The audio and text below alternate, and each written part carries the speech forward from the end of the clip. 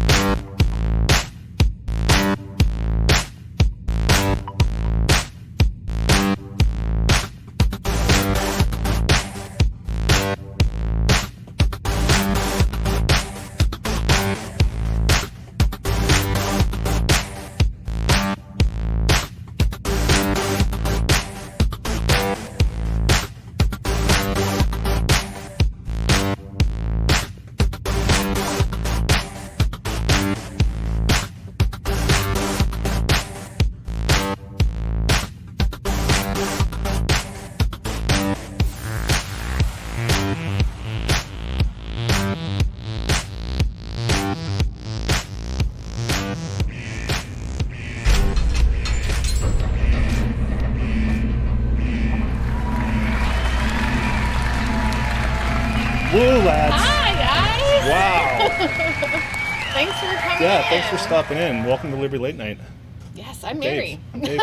That's Dave. Well, and we got to move quick because we got the Spike countdown. coming, yes. Because we do things on the show before we have our guest on. So if you're just here for Spike and you want to do something for 10 minutes, but you might want to hang out and kind of feel the flow of the show. Yeah.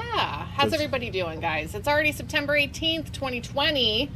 There's a little bit of breaking news. Oh, yeah, today, breaking news. Just about an hour and a half ago. Which Yeah, you probably already know. Breaking news. Where'd that put that? Oh, there it is. That just cuts it right off, doesn't it? 87. Yeah. Yeah, I wasn't laughing at. No, we're not death. laughing No, at sorry. somebody dying. That's not cool. But Justice Ruth Bader Ginsburg did die today. Yes, at 87. officially. Yes. So. I had to whip that up real quick. It's real not fast. super Real. hot. Yeah. Don't scare the noobs. Okay, so yeah, we got Spike 9 minutes. 9 minutes and 40 seconds. So. Kind of nervous. We're not used to these numbers. This is pretty cool. Yeah. Hi, Patricia. Hi, Carl. Hi, Gary. Oh, yeah. Garrett. We gotta Yes. say hi to Wabi some Sabi. friends. Sunny. Michaela. Clint. Echo. Ryan. Wabi Sabi. I got a button for you. It's a filler button, but Hi, Jerry. all right, Mike. Yay, we got a Seth button now. That's awesome. good. We got Hey, the Dwayne's Honda. over there. All Feeling right, we gotta say flow hi to over all of there. our friends because our friends are Fat our Chance show. Bear. Hello. There's Yes. Josh. Just want to say that taxation is Hello. theft. Joshua? Yay. Hi, Layla. Hi. Hi, On the Josh. label. Joe Biden is here. James. What's up, James? Hello. Nice to see you guys. Thanks for coming in. We're super excited to have Spike on. And we do a little, we should probably get right into the Yeah, we giveaway just keep thing, moving. you know? Yeah. So every week, if you're new here, for the patrons for LLN, we give something away on Friday nights because it's just fun. And a lot of times, it's only been about a month that we've been doing it, and it's, silly and fun. But tonight we decided to pick some stuff. silly, fun things to give Okay, away. yeah, because we're running out of ideas. So if anybody wants to give ideas for like a $20 gift or something I like was that, laughing, but here's what we but got today. There's two things, okay? So you can make your own drinking game out of it. But those are urinal shot glasses there and desktop cornhole. Yeah. So I might ask for these things for Christmas. That's what we're giving away is the urinal shot glasses and the desktop cornhole. So I could see me and Dave playing something like that, So Yeah, spin the wheel. Winner gets to be SCOTUS. Oh yeah, there you go. There you wait. go. That's what we're giving away. Hit a few so more friends while I see them. Hey Ryan. Hey Joey. Joey's here. Joey's awake. He's still awake. Oh yeah. All right, the 3D so printers. let's- Oh, Juan's here. Do you want to say hi to Juan? Yeah, I'll say hi to one. Real Hello, quick. Juan. Nick Maples. Hello. Hello. We're spinning right. the wheel before Spike, Patricia. We're gonna do it real quick because we want to be able to get Yeah, we him want to on have everything here. Yeah. done. So. Hey, there's another Seth. Hi, sir. Dave was looking for a new button. So Trey's here. Hi, Trey. Trey and Juan are hanging out. I did have. I have a trade. So 7 minutes, guys. I had Dave make a timer so the folks. Trey? Hi, you doing, babe? Who aren't usually here. Oh, Mike's here. We like to say hi to our friends, so. Friends make the show. Okay, let's go to the wheel, and we'll get you guys, hopefully before. Scenes. Adam. All right, here we go. All right. Woo! Hey, Caleb. Today's the day. Hi. Oh, my gosh. No smoke. Carl, oh, my gosh. How are things out there? You got to see your shadow. That's awesome. For the folks in California and the Washington, Oregon area who have been under a cloud of smoke for like a month. Hi guys. Carl says he finally got to see a shadow. So, and Kirk says that he didn't kill her. I believe you, Kirk. All right, so we're gonna do the wheel spin. Here, myself and Luna say hi. Hi, Tim. All right, so this is our way of saying thank you to our patrons. So we take all of our patrons, we put them in the wheel. Obviously, the more you give, the heavier your chances are, so you have more than one entry there. But we'll spin this real quick, get it done. We're excited. I love giving stuff away. Shirt already. All right, you ready? Yes. All right, let's do this thing. Hi, Dwayne. What's going on? Seth is here. Sunny. I love this music. I do, Sunny. I love this. Ben sound. Seriously. Yeah. Yep. All right. Who's going to be winning the shot glasses and table? It's Jacob. Jacob! Are you still here? Are you? I know you're at work, but are you still here in the comment section? You won! Oh my gosh, it's so exciting! I'm so excited. I'm so exciting. I'm so excited for you. Oh my gosh, seriously.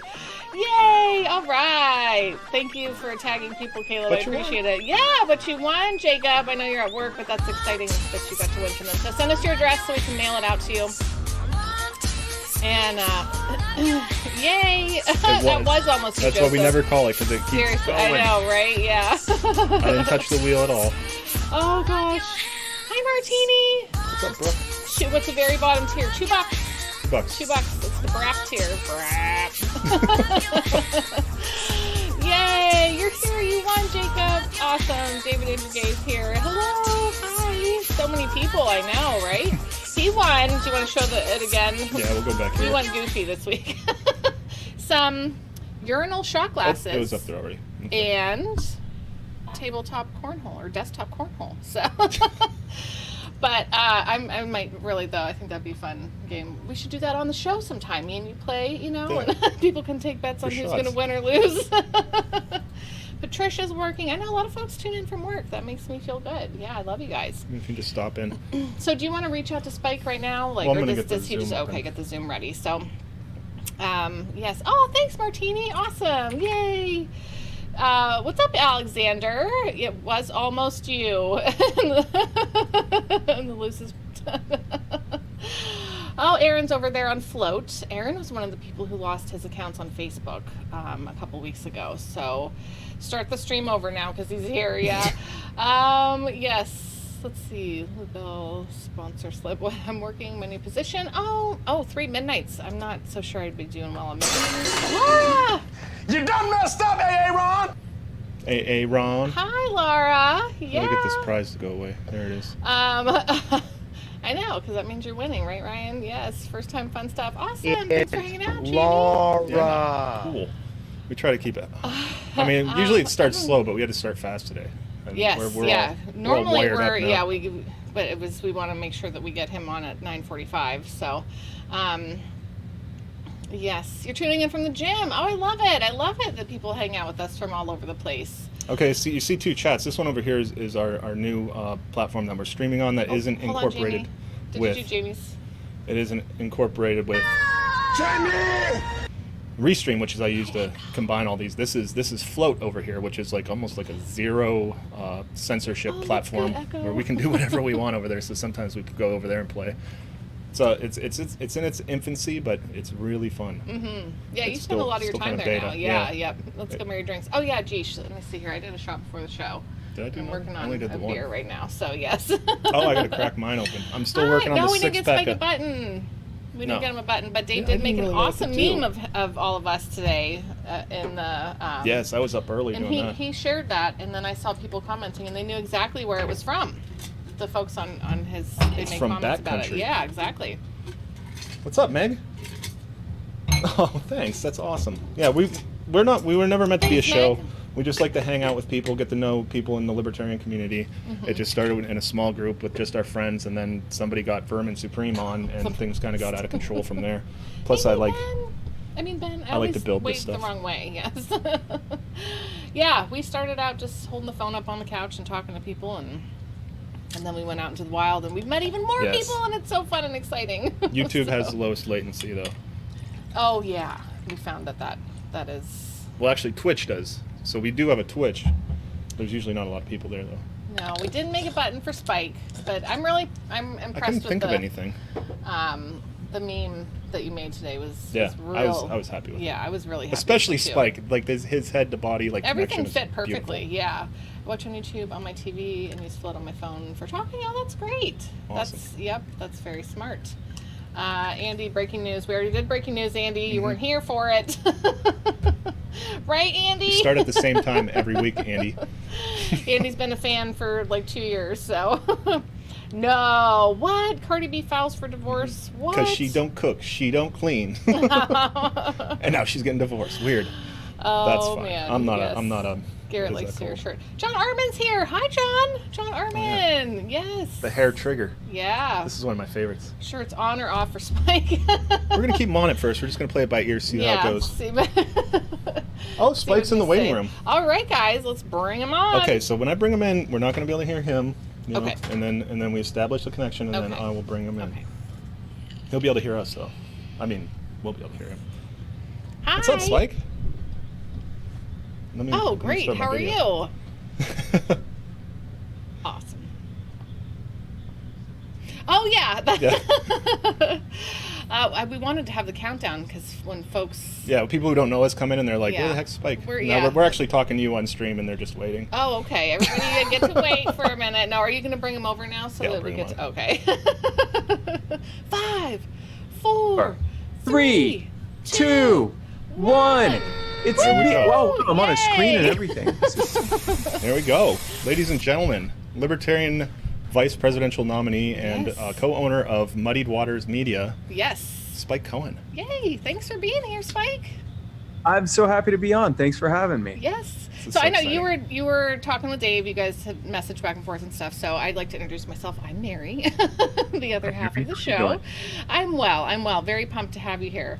So you know what? I always start off by asking people this because it gives me hope that other people will find liberty and get outside of the two-party system. So I like to start off by asking folks how they found, liberty, libertarianism, whatever if you want to say anarchist or minarchist, whatever it is. But how did you get there? Did you grow up in a household that was like that, or did you find it somewhere else along the way? That's a great question, Mary. And by the way, I just want to apologize, folks. I'm going to be drinking a lot of water because today is Rosh Hashanah. I have been eating a ton of smoked salmon because I am very Jewish. And I've had about 6 times my daily sodium intake, and I'm very parched. Yeah, you got to flush that up. Yeah, you definitely got to drink a lot of water. Not to tell everyone. We'll be drinking a lot too, so it's fine. Not water. Okay, good. Water Mine's water, so it's at least I'm staying hydrated. But anyway, so that's an excellent question. So it's interesting. I was raised in more of a conservative household, but I was also raised with a mindset of do not trust the government. And not just the standard talking conservative, like don't trust the government, but also, comply with every order you're given, but actually don't trust the government. Literally don't. My dad is a pre-boomer, grew up, hearing about, he was born in 1938. So as a very young kid remembers, World War II, remembers hearing as a kid growing up what happened to people in the Holocaust and everything else. So his whole concept was like government can turn on people very quickly. Don't trust them. And they can make things bad in a pretty relatively short period of time. In a matter of a few years, it can go from everything's kind of pretty much okay to holy crap, we're being rounded up. Yeah. And so from that standpoint, he was always very do not trust government. Do not, and he was very big on, he served in the military. He was very big on, my son will never join in the military because of, what our military is used for instead of what it was supposed to be used for and all that stuff. But so an interesting thing happened. I started a web design company when I was 16 back in 1999. and I grew it into a pretty successful company. But in 2001, 9/11 happened. And I was kind of at the beginning of having a successful company, so I hadn't really totally seen what happens, how government treats you when you start to become successful yet. And also after 9/11, I fell into the trap. I was scared. I didn't understand what happened. Is this going to be a regular occurrence? Why are these folks attacking us? And I bought the comfortable lie from the government and the media that they hated us for our freedoms, that we were just so darn free, and they hated us for it because they wanted us to live. They wanted us to live in the oppression of their tyranny or whatever, and that we needed to use the military to spread our peaceful democratic ways by destabilizing and bombing and invading and killing as many people as we had to. It sounds absurd saying it now, but I 100% believed it.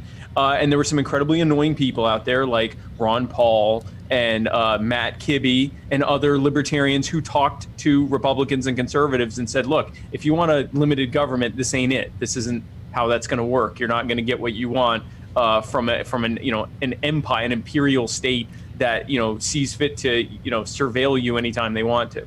And I didn't believe them. And I'm like, oh, you just hate America and you want the Islamo-fascists to win and all that. I was that guy.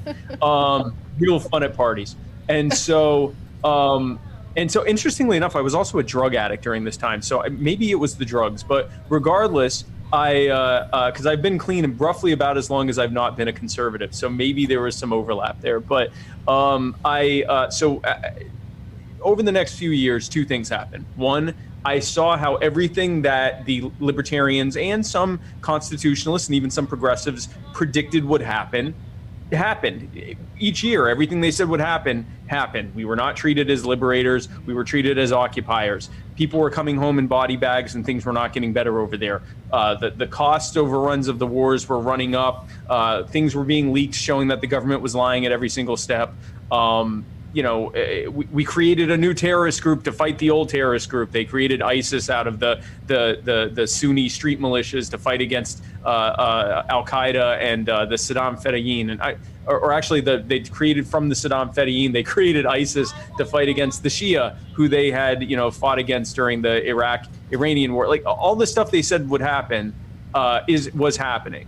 And at the same time, as my company became more and more successful, I saw what government does to small businesses that start to become successful.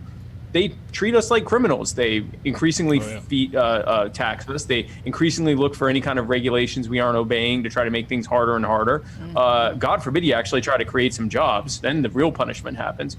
And I just saw firsthand that not just me, but the other, because I worked mostly with small businesses and startups as my clients, and I saw what they went through when they would try to get ahead and try to thrive and try to create value for their families and their communities and provide value to the market and create jobs and everything else. Those things combined made me really realize that government is largely an agent of harm. And when they say that they're doing something in your best interest, it's almost always a lie. Yeah. And so that kind of pushed me towards looking into, that made me more kind of a constitutionalist. And then over time I started that, then I went down the whole, this was, pre-YouTube days, or I guess just the beginning. This was before you could do all this in a matter of a few hours of watching a bunch of libertarian, wormhole stuff. But so I read Bastiat, I read The Law, I read No Treason by Spooner, which was a total.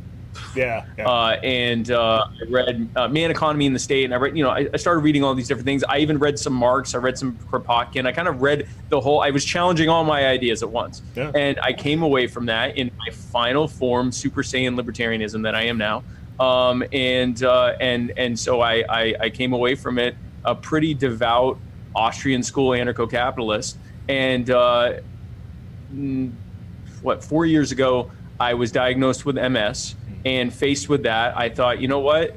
We don't know what tomorrow is going to bring, and what do I want the rest of my legacy to be? So I retired from my company, and I decided to focus my life full time on libertarian activism. That's how I became the co-owner of Muddy Waters Media, the host of My Fellow Americans, the co-host of the Muddy Waters of Freedom. And then in doing that, I saw a need for libertarian candidates, especially at the top of the ticket, who were going to use a entertaining and dynamic and engaging and empathetic way of reaching the American public with the libertarian message and changing the cultural conversation. And that's that brought me to running for the for vice president. That's awesome. Oh my gosh. I wish You answered all of our questions. I think we're done. and we're done. No, I'm joking.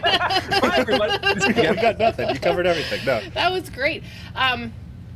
No, I mean, okay, so I know that you were running with Vermin, and now you're running with Joe, and I understand that with the Libertarian Party, they decide who the vice president is going to be for the person that they've chosen to be the person running for president. So, okay, so for you, how now we love Vermin, like as he's always been that like perfect caricature for us of what the government, politicians are, you know, and he's been on the show a couple times, and and so I've always really appreciated him for that, you know, and going out there and doing stuff like that. So how different for you of like, you know, as far as working on a campaign? Yeah, you kind of had to change gears there. There's probably a bit of a difference, no boot, you know, kind of thing. But I noticed Vermin was losing the boot more, you know, and things. So there was a slight pivot there, yes.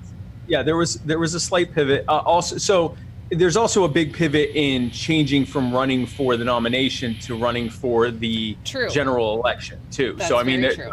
Even if I had been paired with Vermin, there would have been a difference just in that respect, who we were primarily engaging and so forth. But in terms of the difference, you know, Vermin has found an incredible way of using satire to reach people who are so disgusted with the way things are going and are so disgusted with the political discourse around it that they don't want to hear from a politician. They sure as hell don't want to hear from anyone in the media. This is why an increasing number of people get their news from The Daily Show and Last Week Tonight, and you know all these different you know, satirists and humorists and comedians. It's why, you know, more and more you're likely to hear someone talk about what Dave Chappelle said as opposed to what, you know, an anchor said or a politician said. They like hearing it from humorists because A, they make it sound a little bit less nightmarish, and B, we're living in a cynical joke. Yeah. But the difference is you're the punchline. The people are the punchline. The politicians get to be the jokesters, and we have to be the punchline. Whereas humorists and satirists turn the punchline around where it should be to the people that created this mess in the first place. Yeah. So someone like Vermin is able to people and bring them into the libertarian message. People that would not be reachable by me going, hey, everybody, I'm Spike Cohen, and I'd like to talk to you about radical self-ownership. They don't want to hear about it. And so the beauty of that's what Vermin's been able to do, is bring people into the movement. We are very, very grateful for everything that Vermin is doing. Joe and I are running to change that. We want this system not to be a cynical joke. Yes. We want for this government to only be serving to protect the lives and the rights and the property of the people. That's what we want. We want things to change. And until those things change, there are going to be people that want to hear it from someone like a Vermin because they're sick of politicians and they're sick of cronies and they're sick of bureaucrats and they're sick of the media. And I think it is a beautiful thing that he does, you know, because he does reach people, like you said, who wouldn't want to be listening to any of it at all in any kind of way. Then the message kind of gets in there to them, what the government really is. So we had a chance to see Joe speak. I think it was a month or so ago. You were also in Pennsylvania at the time, but you were on the other side, and then you had to cut your trip short because of the hurricane, right? Yeah. Did everything go okay with that? I mean, the hurricane was coming, and you had to go home and batten down the hatches, right? Was that? Yeah. It ended up by the time I got there, it was already weakening to a tropical storm, and I mean, we got a lot of wind and rain, and there was some debris and stuff, but there was no real damage. But I felt better being there. I didn't like the idea of leaving my wife, and at time we had a dog that was. He was dying, and I didn't want to leave her there with a dying dog during a hurricane. So I came back and was there for them during that time. So, but everything went well. Thank you. Okay. Oh my gosh. Yeah. No, that's good of you to go home and do that, because you got to take care of your family. Of course. So now, when you were growing up, what was like your first job that you had, and you know how old were you when you started working? And then when did you actually have taxes taken out of your check and have that fun thing happen to you? So there's two questions there. So the first time that taxes were taken out of my check was actually a little bit after the first time I started working. So I actually started working I was working I started pretty kind of a little early in South Carolina to be working legally. So I was bussing tables at an oyster bar up the road from my parents' house, and I would either walk or take my golf cart there. And I was 14, and I got paid $5 an hour under the table, and occasionally on busy nights I'd get tipped out too. And I learned two things during that time, and I continued working summers after that. And then having taxes taken out because then it was legal. But I learned something that first summer and continued to learn it moving forward from there. Was that two things? Number one, I learned the value of a dollar, and I learned the value of making relationships with the people that you're working with, so that really so that they tip you out more. But the other thing I learned was that I did not want to work for someone else. Mm-hmm. I saw people in the back in the kitchen who were doing the same stuff I was doing, who were 2 and 3 times my age. And either they were doing what I was doing, or maybe they were one level above me in the kitchen or whatever. Because when I wasn't bussing tables, I was helping the cook staff in the back, making kebabs and cleaning up and stuff like that. And I was sort of just a general manservant of whatever they needed a kid to do. And I realized I don't want to be in my 20s or my 40s working for someone else. I want to be the person who comes in. The guy who owned the company was, I believe, like in his 30s. And he was a great guy, but he was telling everyone else what to do. He was nice about it, but he got to tell everyone else what to do. And then he'd go in the back and occasionally come out and make sure everything was working. And he made most of the money because he had started the company. And I thought, yeah, I want to do that. And Easy enough. And so when I turned, right before I turned 17, I started thinking, well, what can I do? I don't want to go to college. I don't like high school. So I definitely don't want to go to college. And even at the time I was thinking, okay, so I either have to pay for college or get a loan. And then I'm in school for like 4 to 8 years, and I come out and they're saying I'm going to make more money. But that's assuming I stay in like menial labor. Yeah, of course I'll make more money, but then I'll also have to pay off all the debt, or pay back the loans or whatever. And I won't have worked for the first 4 to 8 years. And I did not like school. I had no interest in doing it. So where some people are like, yeah, I get to go to school, I did not like that. So I thought, why wouldn't I just start my own company? So I started looking into, well, what can I do that didn't require me to get a college degree? And what's something that's new and disruptive, and what's something that I can do from home because I can't afford to like have a storefront, and what's something that I can do as a 16-year-old in a 1987 LeBaron where people will take me seriously. And web design was all of those things. I could show up in my beater car that my parents gave me with my laptop that my parents gave me and say, hey, I'm Spike, you want a website? And that kind of made sense to people. And also the first few websites I made were free, and that way that kind of built up a portfolio. It also created scarcity because I had a full plate all the time doing all this free work, and eventually I started telling people, well, I got a full plate, so if you want a website, it's going to cost this much. And I was able to grow a company out of that. That's wonderful. I like that. Yeah. Yep. A lot of times people don't charge what they're worth because they feel like, well, how am I going to say? But it's like, you were in a position where you could say, well, I'll have to charge you this. And they're like, yeah, I'll take it. Yeah. You got to see what you're worth. That's so great. Well, and I did that exactly. And I did it by starting by not charging a thing. And then after a while, I started just charging like the cost of the hosting and the cost of the domain name and that kind of stuff. But I started off where I was like, hey, you want this free thing? And worst case scenario, it does nothing for you. Yeah. And after I had some clients, and I tried to find companies that were all different types of industries in the area. So I had a wide portfolio of companies I had done. And then I started eventually working my pricing up. So eventually I was saying, hey, you know what? I've got a full plate. I'm booked out through the next 6 weeks, so I can fit you in this slot 6 weeks from now. And I need this much of a deposit to put you in that slot, and then we'll get started, right away or whatever. So, I mean, I I didn't know these terms at the time, but I was diversifying my portfolio and creating scarcity at the same time. Yeah. Building a portfolio. Yeah. Yeah. Now, when you found out about your diagnosis and then you chose to retire from your company, and you wanted to do something more in the libertarian, like activism, kind of way, did you have an idea of what you wanted to do, or did you just say, I'm going to do it, and I don't have a clue yet? We're kind of wondering how you ended here, too. Yeah. What was the first step? What was the first thing, or what did you first want to do? And as soon as they told me I had MS, I said, I'm going to run for vice president. No, so what vice the way it president. worked was Very specific. No, I said, that's it. I'm right. And they said, for president? I said, no, not president, whoa. specifically vice president. No. What happened? So it was something I've been contemplating for a while. So a little bit of background there. Right side of my body went numb March of 2014. I did some Googling and went, I have MS. And they went, we have no way of knowing that. 2 years later, they caught up and said, yeah, it turns out you have MS.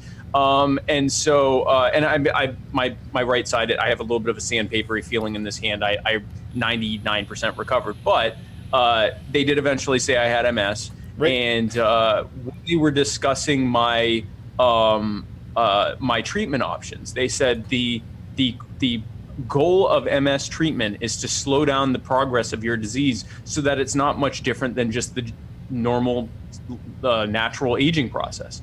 That was supposed to make me feel better. That hit me like a ton of bricks. I thought, best case scenario, I'm back to the status quo that we're all facing, where we're just slowly getting older and eventually won't be here. And it made me rethink it. All of my priorities at that moment were get rich, and eventually I'll be able to stop and just be really, really rich. Yeah. And I thought, well, that's not going to matter in 100 years. In 100 years, my own relatives my own blood may not know who I am. If I haven't actually given anyone any reason to know who I am, I may just vaguely be remembered as that guy that is, why we have nice things or whatever. But like, it wasn't, I wasn't building a legacy, and I wasn't building on what I actually cared about. And what I cared about was talking to people about liberty and freedom. I didn't care really about making money at that point. I had made a decent amount of money. That wasn't my concern anymore. So why was I still doing that? So I was sort of in an autopilot, and this knocked me out of it. It jolted me out of my autopilot. And so for the first almost year after I decided to retire, I pretty much just relearned how to process things. I slept a lot more. I started doing yoga and exercise. I changed my diet. I learned stoicism and mindfulness, and started doing all this stress management stuff and things like that. And after that got me in a mindset of really thinking, okay, now what? What is it you want to do? And I kind of went back to that thing that they would ask you in school with guidance counselors, well, if money didn't matter, what would you do? And it's well, if money didn't matter, I would talk to people about freedom. I talk to people about liberty. I talk to people about the situation we're in and why we're in it. And so for a while, that just looked like kind of internet activism. And then Matt Wright and Mohammed Shaker reached out to me and said, how would you like to have a show on Muddied Waters? We're going to start having other people do shows. And I said, okay. So I started doing my show. And then eventually they reached out and said, how would you like to be the new co-host of Muddied Waters of Freedom? I said, okay. And then Matt eventually said, do you want to become co-owner of Muddied Waters Media so we make these decisions 50-50? And I said, wow. Okay.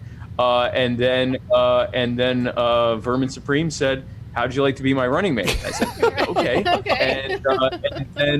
And then in May, the Libertarian Party said, we'd like you to be our actual vice presidential nominee. And I said, okay to that. So I pretty much, I had in my mind what I wanted to do, and that was to spread the message of liberty with a very open mind towards what that looked like. Mm-hmm. Everything I've been doing, starting from then and going on till now, and whatever ends up happening after this, is to leverage it to spread the message of liberty. And if that looks like me being in the White House with Jo Jorgensen, working for her re-election, then so be it. I'll do that as well.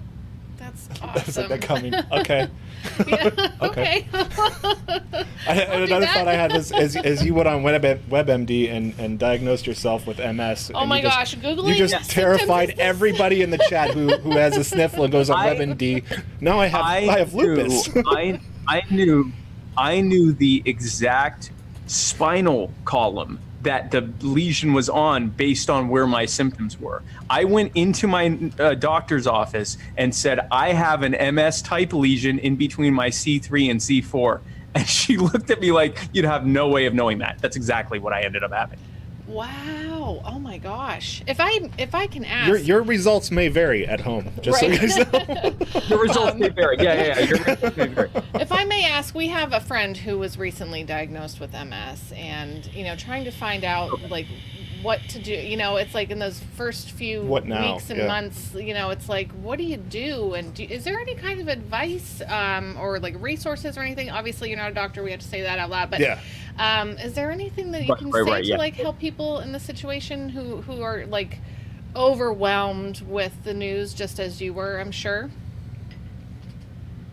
So here is what I would say, and yes, huge disclosure. I am not a doctor. I played one on WebMD for myself. It went well, but in general, I'm not a doctor. Do not take this as any kind of medical advice. Always listen to your medical doctor. If you experience an erection that lasts for 4 hours or longer, be sure to go to the emergency room. Wait, did he do that blue pill thing? Or call your friends and be like, yo. I mean, just in general, if that happens, I mean, it's impressive, but it's actually a medical emergency. A medical emergency. So post it in closed groups first. It's actually a medical. So here's what I would say, first of all, with MS, with lupus, with any of these chronic illnesses, it is not a death sentence. And usually when you're going to the doctor the first time, it's because you're having like a major exacerbation. And that, coupled with being told this stuff that it could or might be or diagnosed as being, you're horrified. You're like, this is the rest of my life. It's only going to get worse from here. Everything that I thought was going to be happening up until this moment, it's a huge jolt. Like you expect you have this envisioning of what your life's going to be like, and then you get told, no, you got this disease that there's no cure for, and we're not even 100% sure what causes it. And here are your treatment options, and your results can vary quite a bit. But here's what I will tell you, specific to MS especially. This is not a death sentence. Statistically, you are likely to live pretty much as long as you would have even if you hadn't been diagnosed, and that was not always the case. And up until recently, they said that it would take about 7 years off your life. Now they're saying not even. Now it's pretty much comparatively any potential loss in lifespan is negligible. There's a potential that you'll probably live about the same. And in fact, if anything, if you seize upon this as an opportunity to take your health seriously, you'll live longer than you would have lived. True, Your issues are not going to be how long you live necessarily, as much as what your quality of life is, and that's up to you.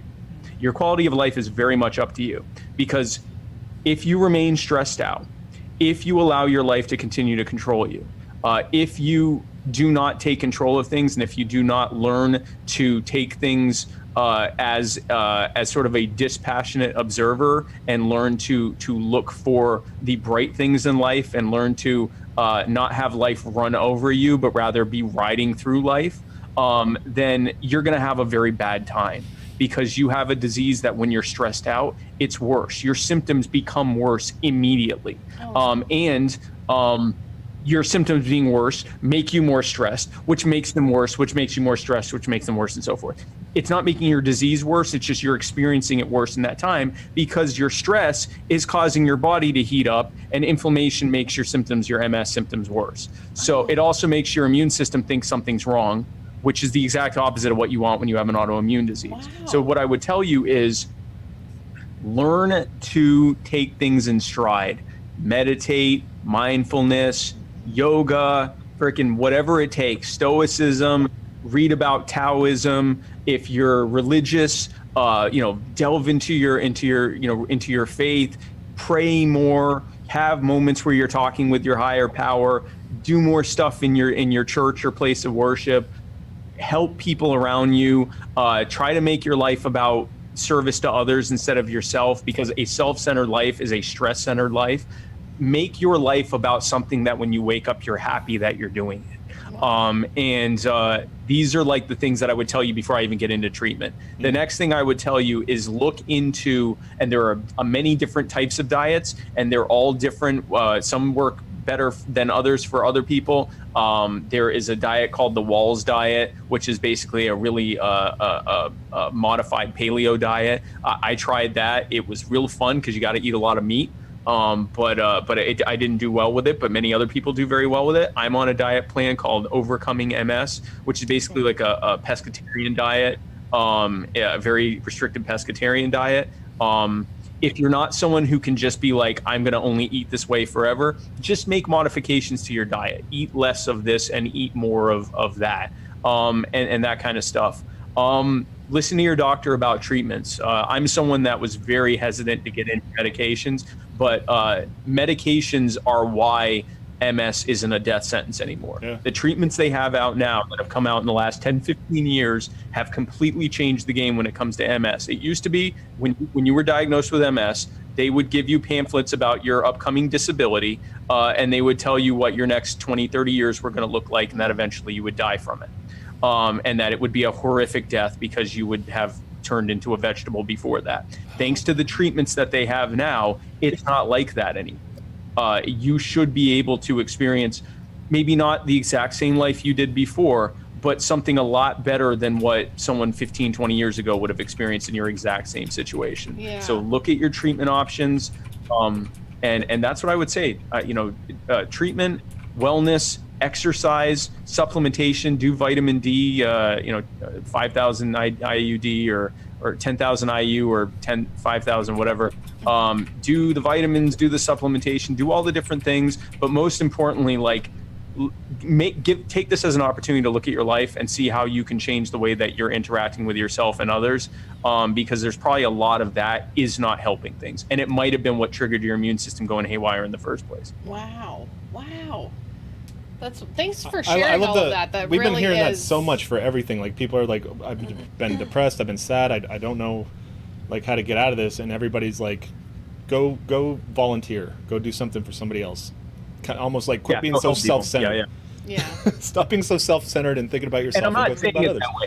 But it kind of is. I think it kind of is. I know exactly. It's get outside of yourself. You're stressed out about your little life you have here, and it's like go out and be with other people and help them. For me, it was. Yeah. For me, I was focused on my business, my money, my business, my money, mm-hmm. and my family, and taking care of them and everything else. But it was money. It was I need money. I need to get this next client. I got to get this big deal. I got to get this big thing. I got to get that. Yeah. That's all that mattered. And I was doing very well financially. Hated life. Was miserable. Yeah. Almost 100 pounds overweight. Then this happens, and I'm now happier. I've got MS, which has been pretty much stable for like 3 years now, pretty much since I started the treatment and all the other stuff I'm doing, which is great. But I'm also happier than I've ever been in my adult life. I am more excited to wake up and to do things than I've ever been in my adult life. I feel more alive than I ever have. I am out on these bus tours 3 and 4 hours a day in the hot sun talking with people, and people are like, you have MS, you're okay? And I'm like, I'm doing great. This is what I want to do. And yeah, I'm exhausted at the end of the day because I'm a 38-year-old out in the sun all day. Yeah. But I'm the happiest I've ever been because I'm living in purpose, and I'm actually doing something to not just for me, but for others, and building something that's bigger than me or this campaign or anything else. It's about something so much bigger than me or even just us that are involved in this.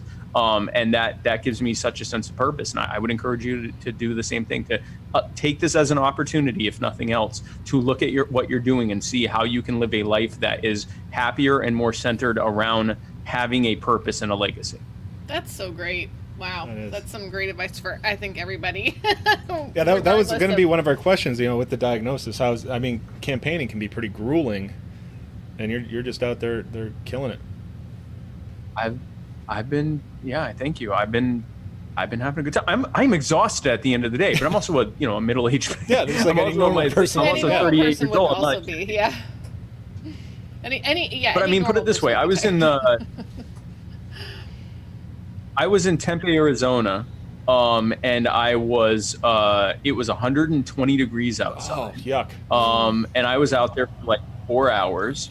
And I wasn't just out there standing. I'm giving a speech at the top of my lungs, talking into a mic and, talking to the crowd. Then I do like an hour and a half of Q&A, and I'm standing out. I was out there for like 4+ hours. I went out there around at 6, and by the time I was done, it was like 10:30 or something like that. And I felt great. I mean, I slept well that night, but when you are living in purpose and when you are doing something that excites you and makes you happy and gives you contentment and makes you feel like this is why I'm alive, this is why I'm awake, this is why I'm doing this, your body can do incredible things that you wouldn't think it could do otherwise. In the same way that when you hate what you're doing and don't want to do it and you're miserable, things that should be relatively easy feel like the worst nightmare ever. So it's and it's not to say you can't ever do, you have to avoid all things you don't like. That's not how life works, but try your best to find the ways that you can find happiness in your life, and open your eyes up, open up to the possibility that one of the best ways that you can make yourself happy is to bring value to other people and to help other people. That's really, that's such a great mindset to have. Jacob is in southwestern Missouri. He wondered if you would be coming down into that area anytime at all. Missouri. Possibly. We don't have anything on the books right now. I'm trying to think. I have a hard enough time keeping track of my schedule. I don't know what Joe has on hers. If you go to joe20.com/events, that has all the stuff that's coming up. But I will say this: I want to Missouri and in that region, Missouri, Arkansas, and Mississippi. And I know those states aren't right next to each other, but they're on that. They're along that Mississippi River region. Those are states that I do want to hit before Election Day. So it might be about a month from now, or a little bit later than a month from now. But keep an eye out, because I want to try to hit as many of the lower 48 as possible before Election Day ends. And I can't hit all of them. But I will try to. And between me or Joe, one of us should have hit Missouri by Election Day. Yes, which is really coming up fast. I mean, I'm sure you guys know that. Thank goodness. Seems like it is happening. I can't wait. It's all, well, as a person who, gets all the stuff, and the ads and everything, just as the general like the population, it's just like, okay, so several people asked about, Yes, I am coming. So also to answer, sorry to quick, RP Gallagher asked, am I coming to Maine? I will be in Maine on, I'm sorry, ask me your question, because I'm looking up when I'll be in Maine, because I do know I'm coming up to Maine shortly. You can finish your That's question. exciting. Oh, no, that's fine. People were asking, since Ruth, passed away RGB. today, who would your choice be for, your pick then to replace her now open seat? So I know what the right answer is. I would defer to I would defer to Joe on who she would want to pick for that. But I will say this: if you want originalists on the Supreme Court, people that only look at what the Constitution intended as opposed to what they would like it to be like, basically judicial activism, the only way you're going to ensure that you get actual originalists on the court is to vote Libertarian and to vote for Joe Jorgensen. But in terms of like specific people, I would not be so presumptuous as to name names instead of just deferring to Joe on that. Unfortunately, it's looking like Trump is going to ramrod his choice through the Senate. We'll see how that plays out. But Mitch McConnell's already said, Cocaine Mitch has already said that he will make sure that that Trump's will get an up or down vote on the Senate floor. So we will see. But Joe would be picking an originalist. Wait, are you in terms of a specific name? I'd defer to. He's trying to bang someone through before he gets to before the election. Oh, you know it.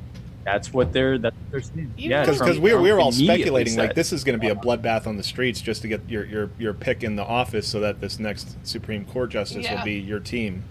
Oh, you know he's going to try to do anything he can.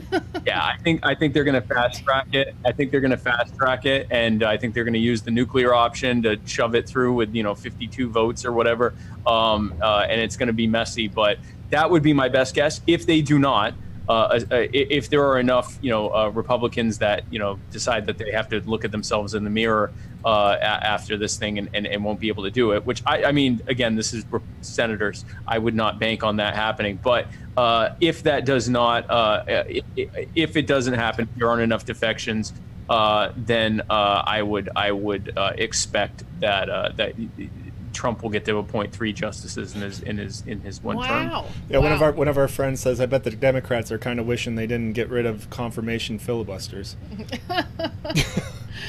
I love these power. I mean, go ahead. I was going to say that these power grabs that each party that was takes. pretty much it.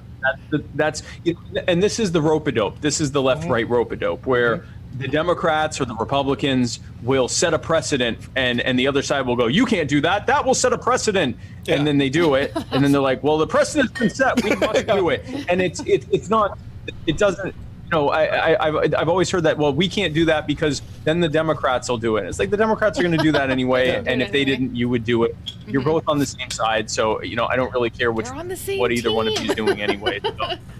They're the same team. They're the same. Yeah. Oh gosh, my train of thought just derailed. Completely derailed. So. I know it's there somewhere. Yes.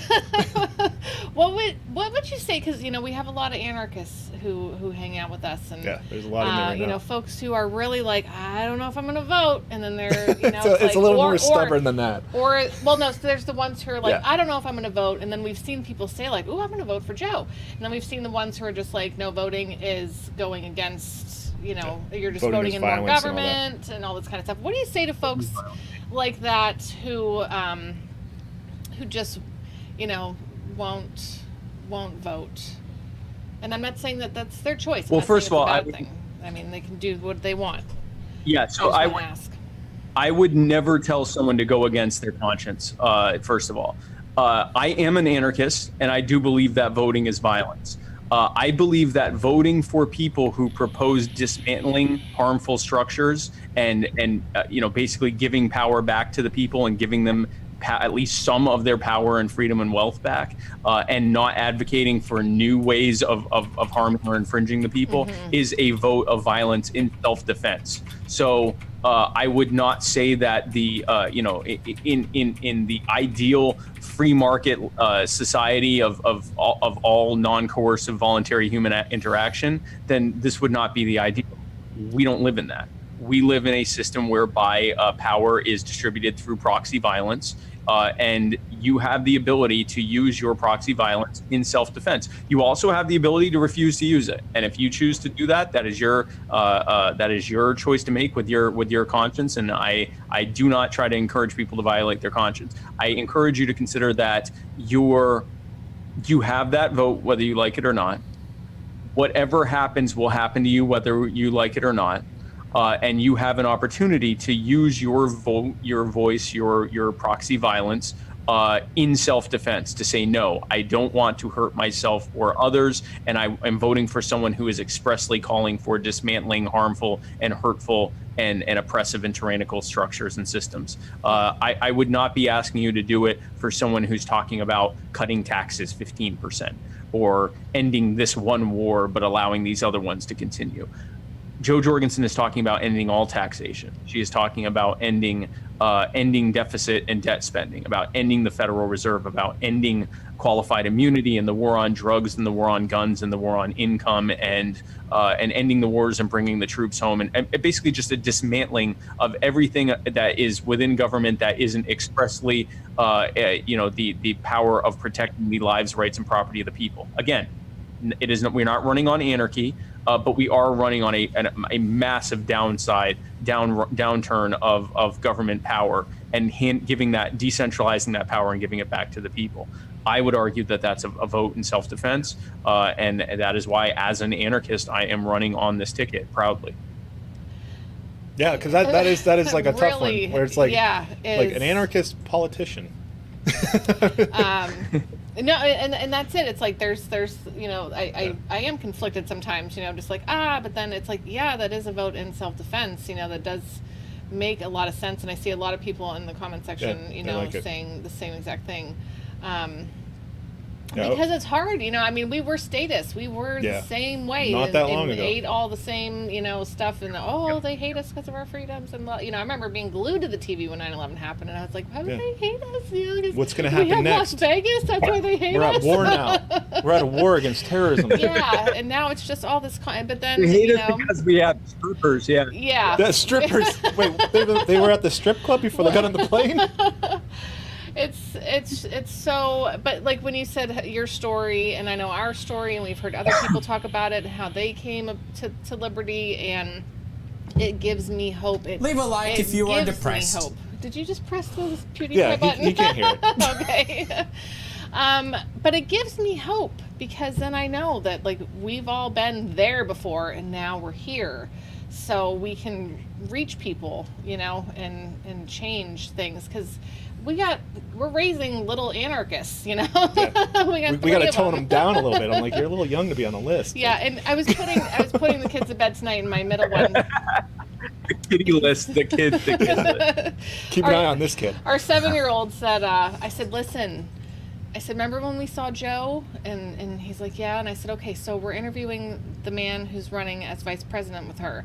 And he's like, Joe's going to lower taxes and end taxes. And he's all excited in bed, like, I'm like, yeah, he's the guy that's on the sign in our front yard. Yeah, exactly. So it's refreshing. It really is. How long, I mean, really, like, how do we get people to see the other side, though, outside of that box? Yeah, my mom is a lost cause. I love her to death, but she's 74 and set in her ways. So she's resisting. What do we do? So I think there are some people that are largely so there's two things there. One is voting libertarian, and one is just the idea of liberty as opposed to statism. When it comes especially to voting libertarian, there are some people that we're not going to get them until they already see us in the polling as being within, earshot, within striking distance of victory.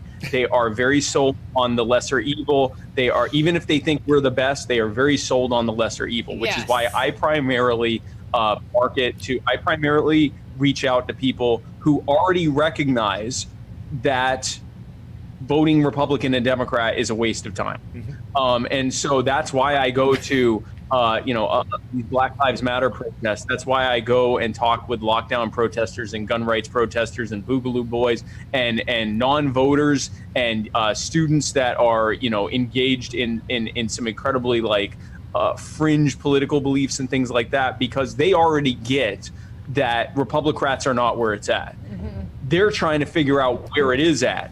And some of them think where it's at right now. Everything from marching in the streets and civil disobedience to some who think that the answer is burning everything down and starting from scratch. Yeah. They recognize that the answer is not voting Republican and Democrat. I'm basically showing them, kind of talking them off that ledge and saying there is a viable option here, not just in a different party, but in a completely different way in looking at how government and people interact with each other. And so that's why I've been reaching out to them primarily. When we're talking about just the message of liberty in general, with anyone, the way to reach people, the same way we were reached, is by people meeting us where we are and demonstrating to us on our terms why libertarianism works. Scott Horton, who I try to talk with as often as possible, he's been a great resource. Scott Horton says, we're better than the left on the things the left cares about. We're better than the right on the things the right cares about. And for that matter, we're better than the center on the things the center cares about. So why argue with them? Libertarians often believe that we need to present the most logical argument ever. And we create this and we've got to work on it. We got to make sure this argument is bulletproof. We've been sharpening it on each other left and right for decades. Yeah, we've got to sharpen the iron until it is just right. You can just slice a brick by touching it. You need this logic argument to just be unassailable, and you'll present it to people and they'll go, my God, that argument is so logical. I have instantly in this moment become a libertarian. That's not how it works. Right. That's not how it works. That might be how we process things, but that's not how normies process things. They don't care about your argument. So for example, when someone says to you, man, I'm really worried about how healthcare is in this country. I have a friend who's sick and they're losing everything because they can't afford their medical bills. And, you know, I think healthcare is a right. They shouldn't have to go through that. You know, why is it that our country's so rich? And, you know, we have people that are losing everything over healthcare, but it's free in other countries. Why can't we have it like that? What do? We go, you moron, healthcare is not a right. Rights are negative. You can't have a right without taking from the labor of someone else. You must believe in slavery. I won this argument, loser. And here's what's also happened. Bow down and leave. You just made an enemy. Of course. Bow down. You can check this off as another win for libertarianism. Yeah. You just took someone who recognizes that there's a major problem and is coming to you telling you they're scared and telling them, I don't care what you just said to me. I wanted to argue with you about obscure political stuff instead. And I really don't care if you agree with me or not. And I don't care about you at all, actually. And so at best, they will ignore you. And at worst, they will hate you and actively campaign against whatever it is you're saying for the rest of your life. You just steal the If instead, yeah. if instead, this person's not saying I'm an ideological socialist who believes that we should smash the capitalism and seize the means of production. Even the people that say that, they're not really saying that. Here's what they're saying. I'm scared. I don't know how I'm going to be able to pay for my health care during a pandemic. I have no idea how I'm going to pay for it. If something happens, my life is ruined. I've lost everything. I don't know how I'm going to be able to pay my student loans or my mortgage or my car note or my whatever, my rent. I don't know how I'm going to make it through life. Things get more and more and more expensive. My wages are not going up with it. And right now, the only people that are talking to me like they give a shit about me are Democrat progressives who tell me that the system is rigged against me, and so they're going to tax those people who rigged it against me to give me the things that I need, and that it's a right, that I deserve this because I didn't do anything wrong. That's what they're saying. Yes. The way you reach them is by saying, yeah, this system's a total mess. Things are going out of control race-wise. Healthcare is getting incredibly expensive for no good reason. The cost of higher education is going through the roof. All of these things are happening. They are terrible. Libertarians we recognize why that is, and you can actually take them on that journey. But first, you have to show them that you care, that you were listening to what they were saying, that you understood what they were saying, and that you understood how we got here and how to get away from it. Once we do that, then we can talk the logic. Then we can explain how healthcare becomes expensive because of bureaucracy and red tape and regulation, and cronyism and bailouts and taxes and mandates and patent protections and everything else. We can talk about why the cost of living is going through the roof because of the Federal Reserve and quantitative easing and inflation of the monetary supply and blah, blah, blah, blah, blah. We can do all this stuff, but you can't do that when you are talking to someone who doesn't even know if you give a shit about them yet. No one cares what you know unless they know that you care. That's like the oldest rule of marketing. Yep. And what I've learned in 20 years of leadership and marketing in my business is that the way you reach people is meet them where they are on their terms, understand and validate their concerns, because unless they're a sociopath, their concerns are valid. Right. Then empathize with them on that and demonstrate that you actually understand what they're going through, and then from there take them on the journey to liberty. But you can't start with the journey, and you certainly can't start by showing them what an idiot they are with their stupid non-argument. Not an argument. That doesn't work with people. No, not with humans. No. I think a lot of them get excited, about like their point of view, and it just turns into the same kind of thing though, with the red and the blue, where it's like, I'm not really listening to what you're saying. I'm already preparing my next statement. So that you will, come to my side, kind of thing. Go ahead. I see. I like what Toby said here. People are impacted by how you make them feel, not what you say. And that's why the left is doing so well. All human beings process things with this whole facts don't care about your feelings. Nope. Yeah. But feelings care about how their facts are being presented to them. If facts don't care about anything because they don't have they don't care because they're facts. That's not how facts. things work. But anyway, everyone, all of us process things with a combination of intellect, intuition, and emotion. All of this, okay? And we're all different in how we process, what combination of those things we use to process it. Not just person to person, but subject to subject, day to day, what kind of mood we're in, and everything else. If you don't think that libertarians can be emotionally triggered, tell them that healthcare is a human right, and then take 5 steps back. Or tell them that taxes are the prices that we pay to live in a civilized society. So here is how we deal with this. And I've done this with Black Lives Matter protesters. I've done this with lockdown protesters. I've done this with gun rights protesters. I've done this with college students. I've done this with people in housing projects. I go to where they are, not just in their spaces, but on their terms. I listen to what they're saying. I ask them questions. And you can do this too.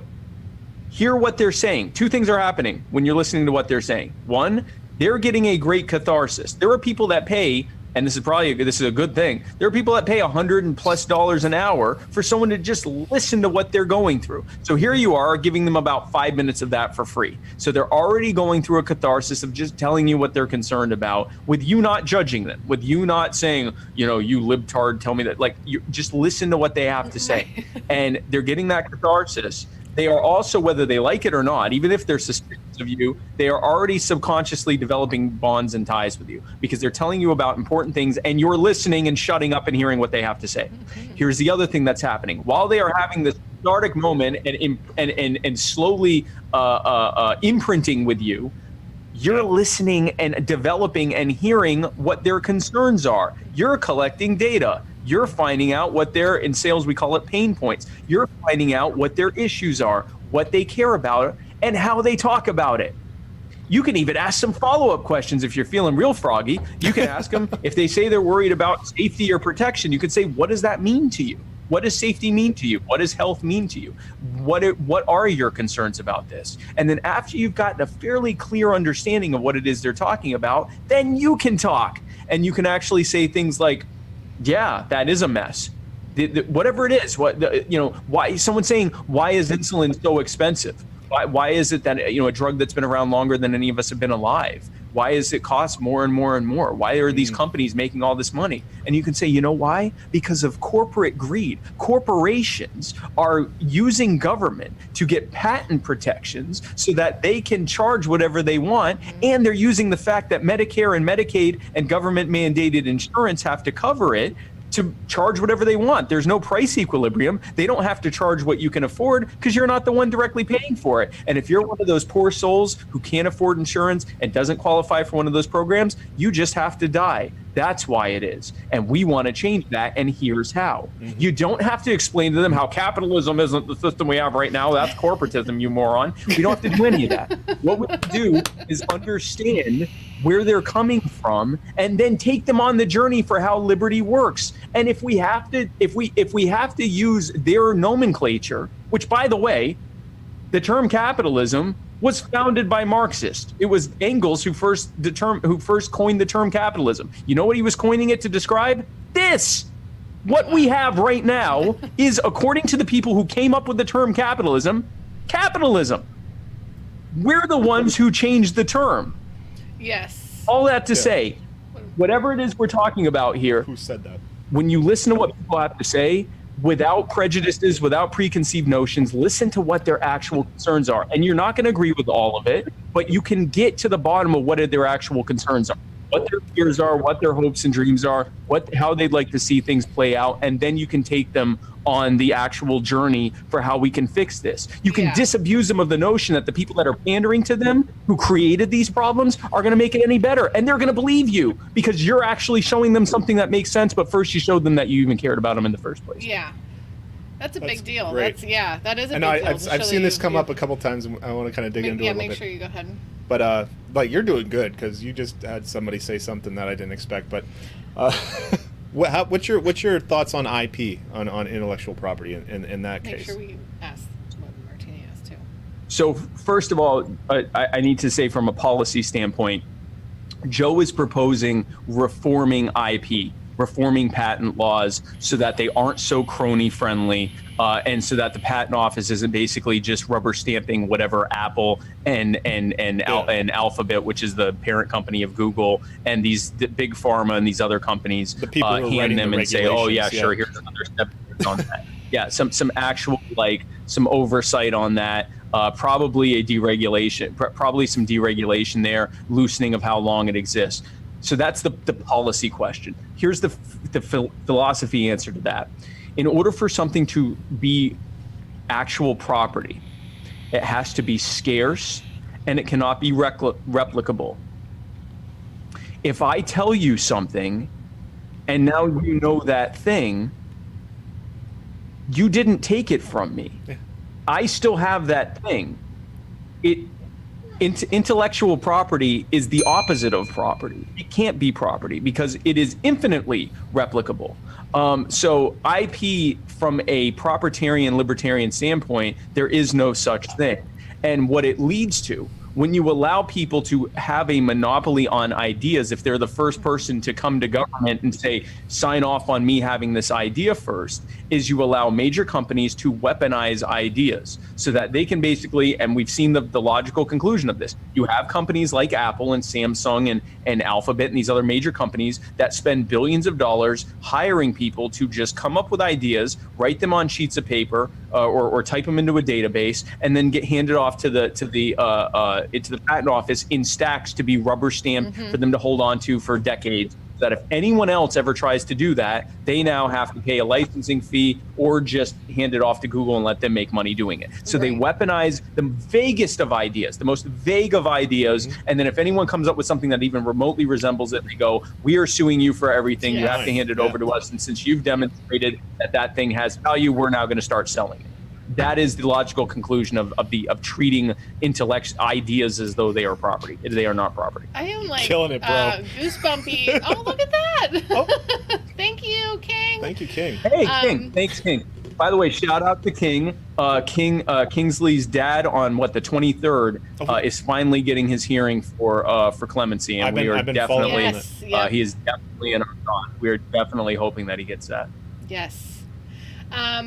Read Aaron's right now. Okay. I just want to say, that your whole IP thing right there was amazing, really, because I killed it, man. That was my last thing that I was like, I don't even know, but that really, yeah, that was so well explained. Thank you so much. So here is the legitimate objection when it comes to that, because I'll have people who go, okay, but what's to prevent people from just stealing each other's ideas and being and going to market. Well, that's what we have now. We have companies that steal ideas by putting out these vague patents and then weaponizing it against anyone. But the short answer is, if I come up with something and I put it out on market and you go, yeah, I can make that and sell it for 10 cents less or $1 less, the consumer wins on that because there are more people that are providing that thing. I still have the advantage of being first to market and everything that comes with that. Yeah. And I can innovate and try to make it a little bit better. So it actually spurs me on to continue innovating. Anyone who knows inventors or entrepreneurs know and can tell you that patent protection isn't what's keeping them in business. What's keeping them in business is the inherent need to innovate and profit from it. That is what drives the world.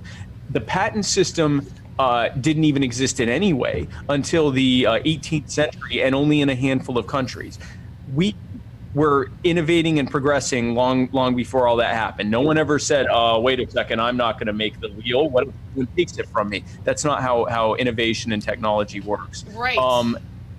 And the modern patent system that we have now really hasn't existed since the beginning of the technological era, really the end of the industrial era. So the late 19th century, that we saw the patent system anything resembling what we have now. And this weaponized patent system didn't exist until the post-World War II Cold War era. So the idea that we didn't, have innovation before that, clearly that's not the case. If anything, it stops innovation, because if I have an idea and I know that a bunch of companies out there have something similar enough that they can sue me, I can't go anywhere with it. I have to just sit on it.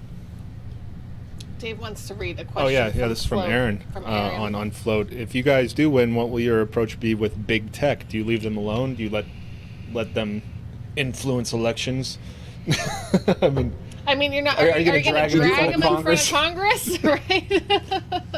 I highly doubt. Here's the thing. So this is the same way that it works with any other type of monopolies or multi-opolies or whatever you want. People that have dominated the sector and then weaponize and create regulations and legislation through their sponsored crony politicians to shut out any new competition. We're watching this right now with TikTok.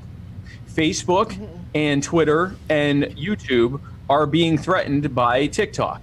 So the federal government decided that TikTok was a tool of the communist Chinese government. They have no proof of that whatsoever. They presented nothing to even suggest it. And in fact, TikTok has demonstrated that there is no reason to think that is. Data servers in the U.S. are actually, their data servers in the U.S. are based in Singapore in the U.S. They are not based in China. Their main company's based in China, but there are a lot of companies that are based in China. That doesn't mean anything. They're no more or less susceptible to Chinese spying than any other tech company, including Facebook and Google and Twitter and everything and YouTube and everything else. They in fact have showed that they do not censor. There's no one being censored. You put anti-Chinese stuff on TikTok all day long. They do not censor it. And yet the government, what are they doing? They're saying, we're going to ban TikTok unless it gets bought by an American company. Yeah. We got to get government out of big tech. That is how you fix this. And the way that you fix it is by deregulating and allowing the market to provide new and innovative competitors. The problem isn't that Facebook is telling you what you can or can't do on your venue. That's private property rights. The problem is that they have shut out competitors so that when they tell you, you can only do this and this and this, and you can't say this or that, and you can't share this article because we don't like it, we aren't able to say en masse, okay, fine, we're all leaving and going to this better, newer competitor that doesn't steal our data and doesn't tell us how to talk. So by deregulating the market and removing all of those different regulations and legislation and regulatory barriers and burdens that make it harder for those new competitors to prop up, if you remove those things, Facebook can tell us that we can't use the word "the" if they want to. It's their platform. They do whatever they want. And we can go to a platform that we find to be less egregious. Over here. Wait, no, go to this one. You got to point to Mary. Got point to me here. Go to this That's platform there, Float. But yes, Float. Absolutely, go to Float. Full disclosure, we love TikTok. I love TikTok.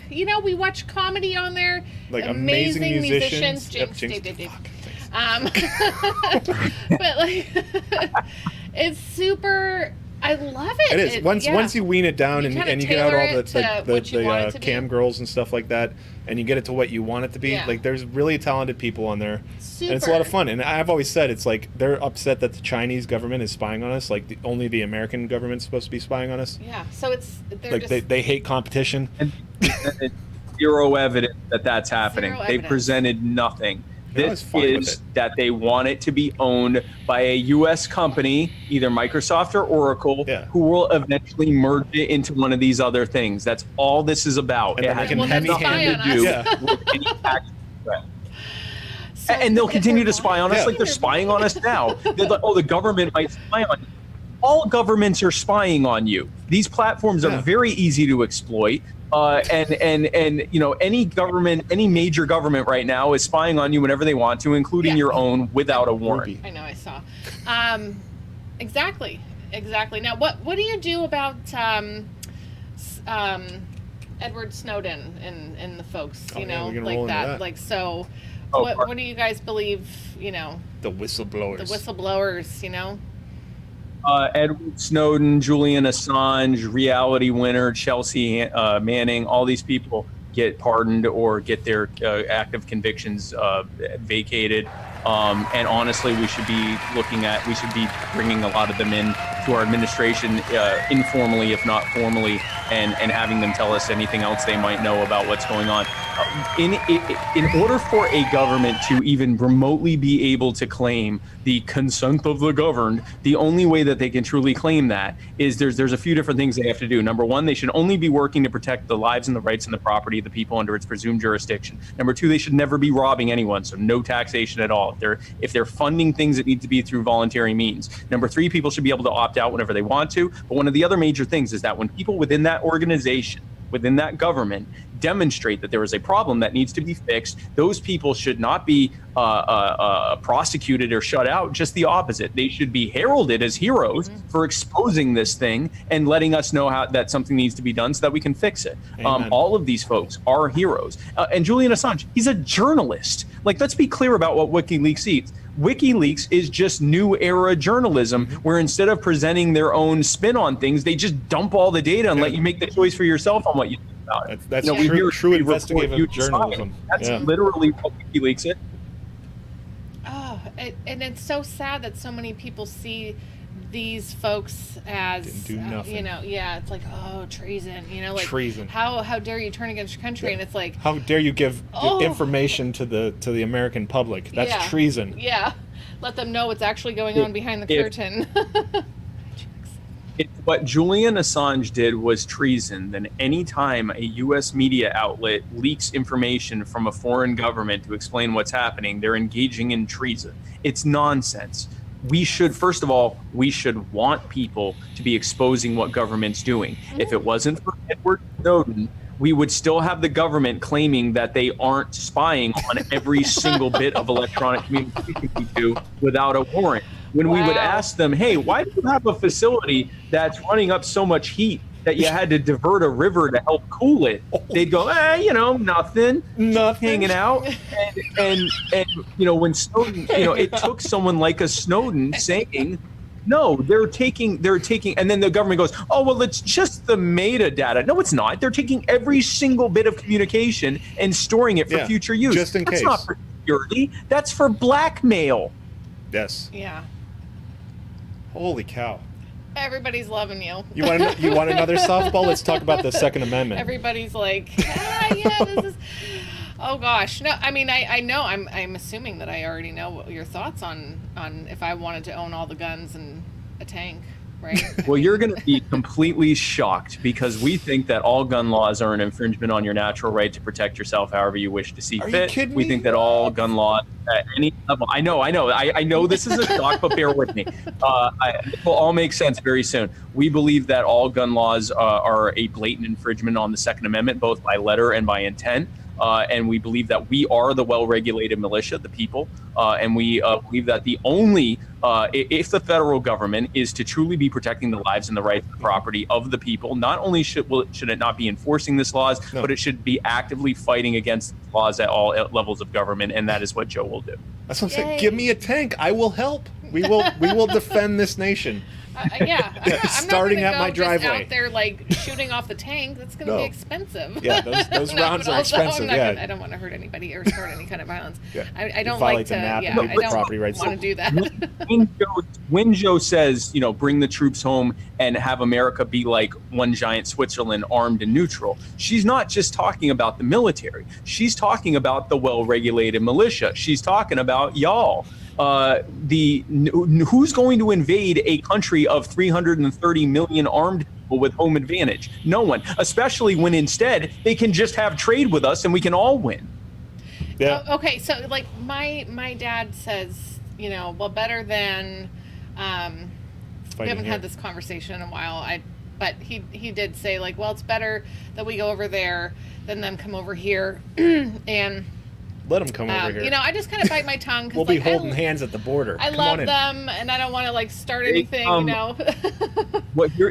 Here's what I would ask them. Here's what I would ask your dad.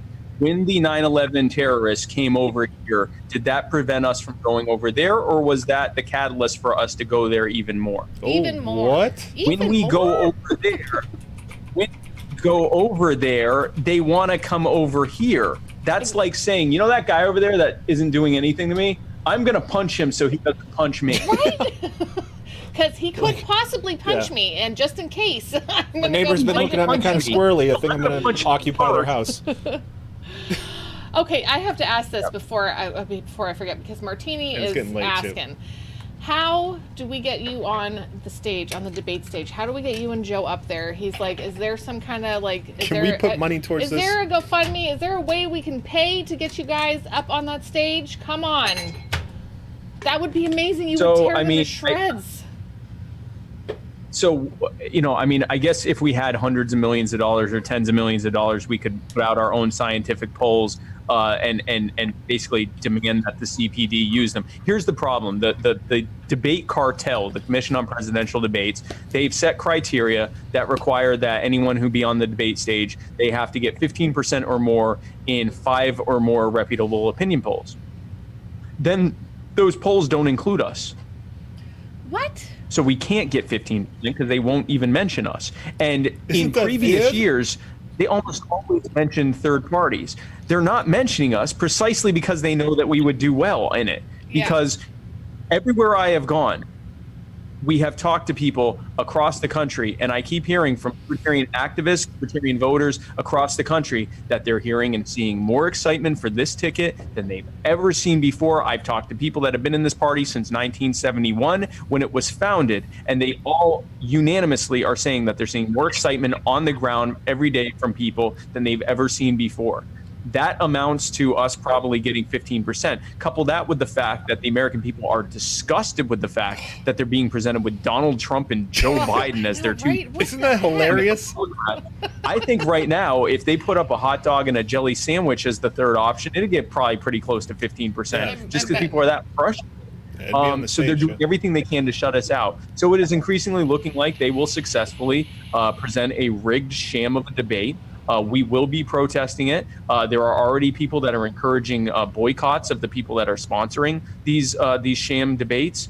You know, we never were banking on this to happen to continue campaigning. Obviously, it's harder for us to be able to get our message out there without it. It's harder for us to be able to win or even to majorly contend without it. But it was never like, okay, well, if we don't do that, then I'll just go home early. We are going to continue going and putting our message out to social media. We're going to continue doing ad placement on streaming services and on TV and radio. We're going to continue to go out and campaign.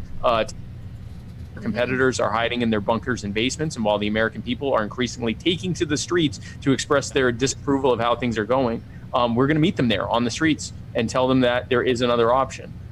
So you know, it's just a you know, it's one of those things where we just have to do everything we can to get out in front of people, you know, we just keep doing it. The best thing that you can do is, if you're watching this at home, talk to everyone that you know and tell them in an engaging and empathetic way. You don't have to shove it down their throats. Don't win. Tell them why you're a libertarian. Ask them what their concerns are. Ask them why they're voting or why they're not voting. And based on what they say, you can take them on the journey for why you think human liberty will solve the problems that they're facing.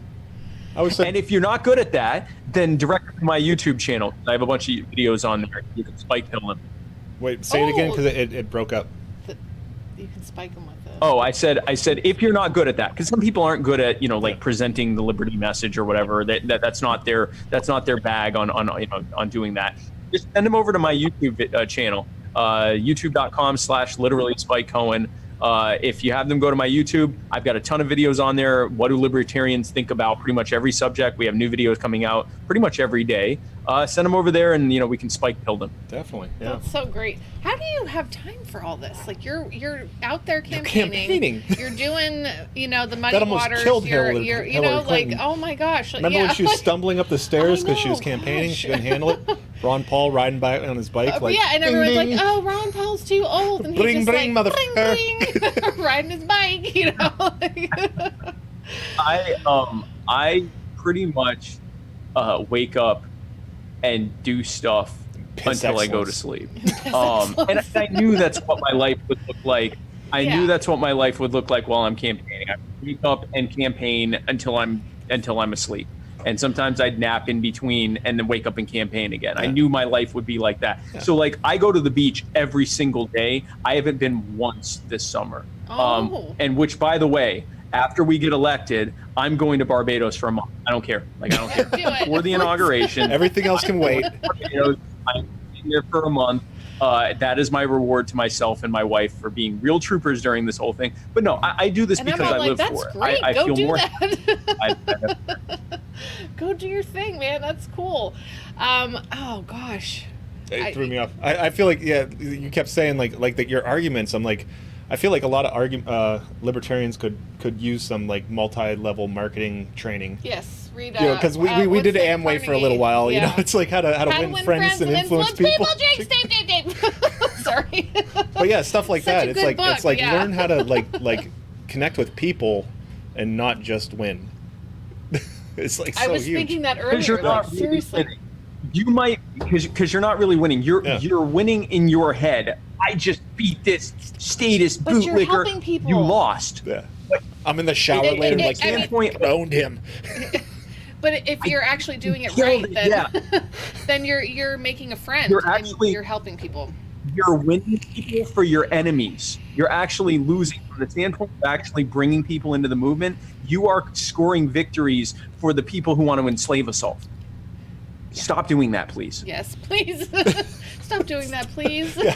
Please. Go back to your private Please group stop, and please. hone your sword a little bit. This wouldn't be, and I'm sorry if you have to go. I understand. Can I ask you just a couple more LLN stuff? But if you have to go, questions? Go ahead. But if you have to go, You are- please, No, go ahead. you cut me off. But taxed. this wouldn't be Liberty Late Night if we didn't talk about food, and I love food. I'm. What are some of your favorite dishes? Like, if you could have anything given to you. What's your Skid Row meal? Yeah, well, I guess, yes. Who said that? Yeah, what would be, not necessarily your last meal, but my death row meal would be a lot of stuff I can't eat right now because, like I said before, I'm on a very restrictive diet, and I like all the foods that I eat, but I am it's essentially a vegan plus fish diet, and a very low grain like paleo, like it's very restrictive.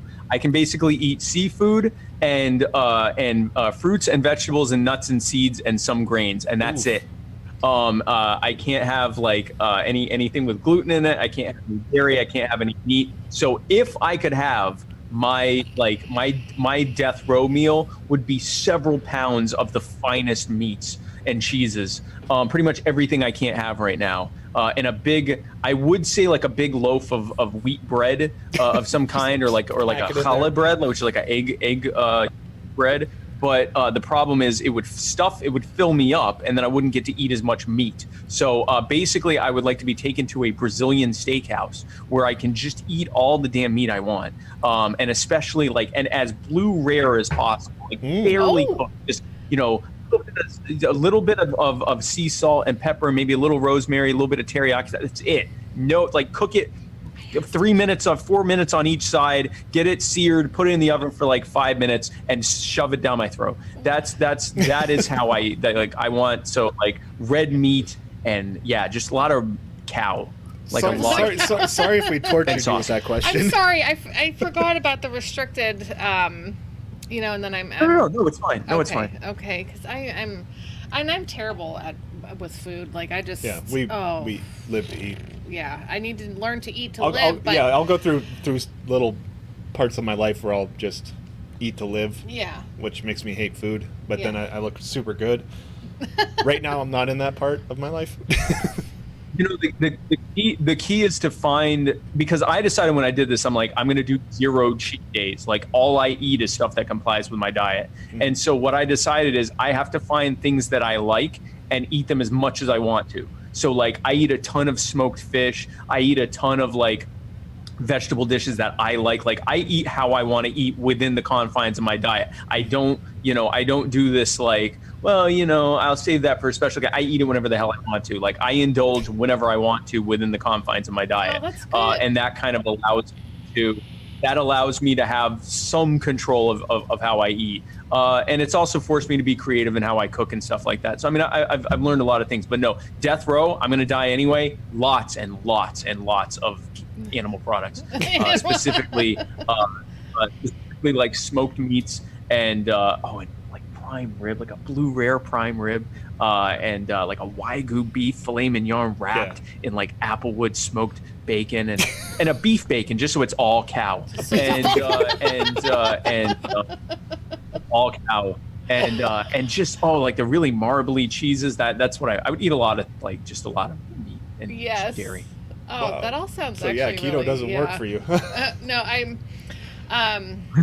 Now you're a really driven guy. Do you have any downtime? Do you have any things that you do that's not related to liberty or business or anything like that? Do you? Maybe I mean, right now.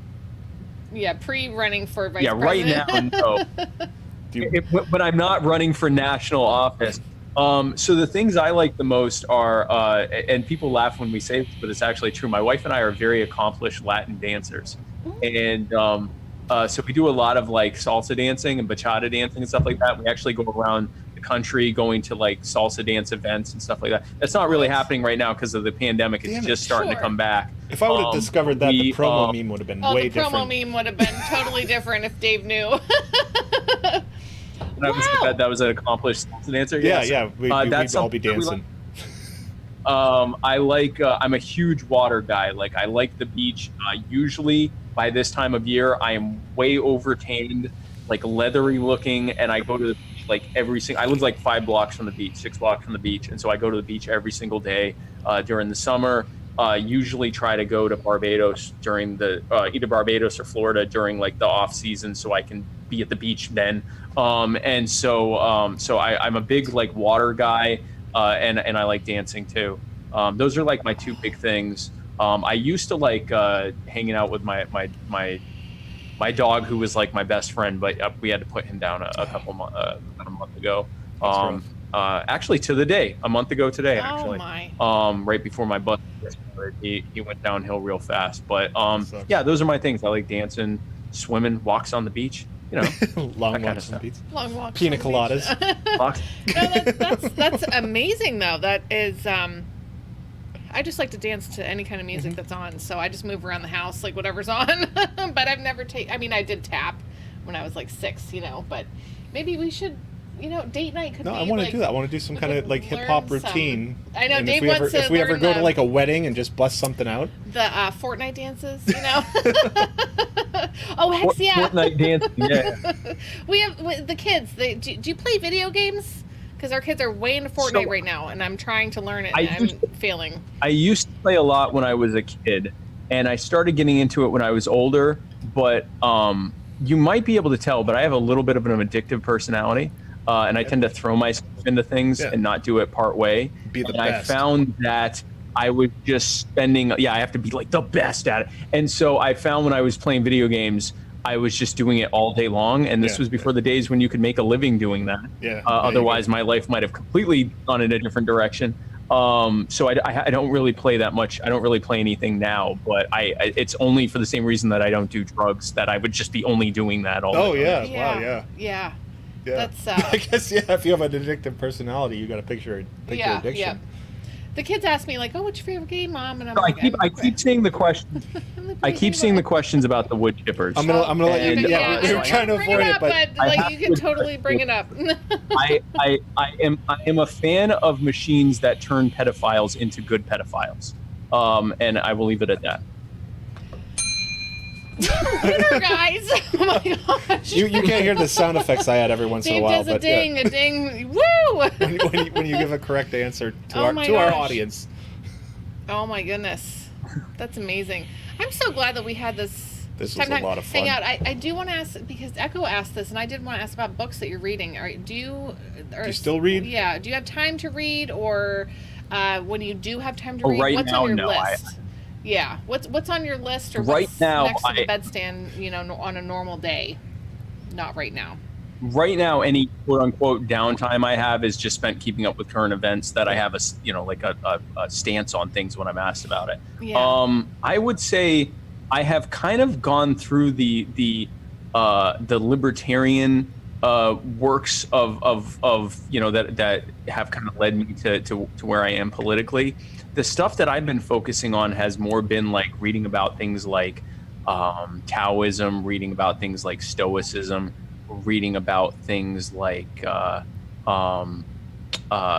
anything about like mindfulness, reading about trying to restructure how we process things. Yeah. And because we all tend to live life like this. Like if you picture you're driving, but you're like this, Yeah. and your head's right at the windshield and you're freaking out, that's kind of how we live. And then sometimes we either live that way or we live in this really weird like autopilot where we're barely even paying attention to the road and almost don't even care what's happening anymore. And it seems to be one of those extremes. Instead of us being in like a calm and ready state of looking at things and allowing things to happen and adapting to things as they come about. And I mean, driving isn't the best analogy there, because really you should be a little bit more actively involved in driving. But the way a lot of us go through life is either like we don't even care and just whatever happens, I don't even care. I just, just leave me alone or whatever. Or we're like, what's going to happen next? I'm freaking out and I feel like I have control because I'm closer to, watching it.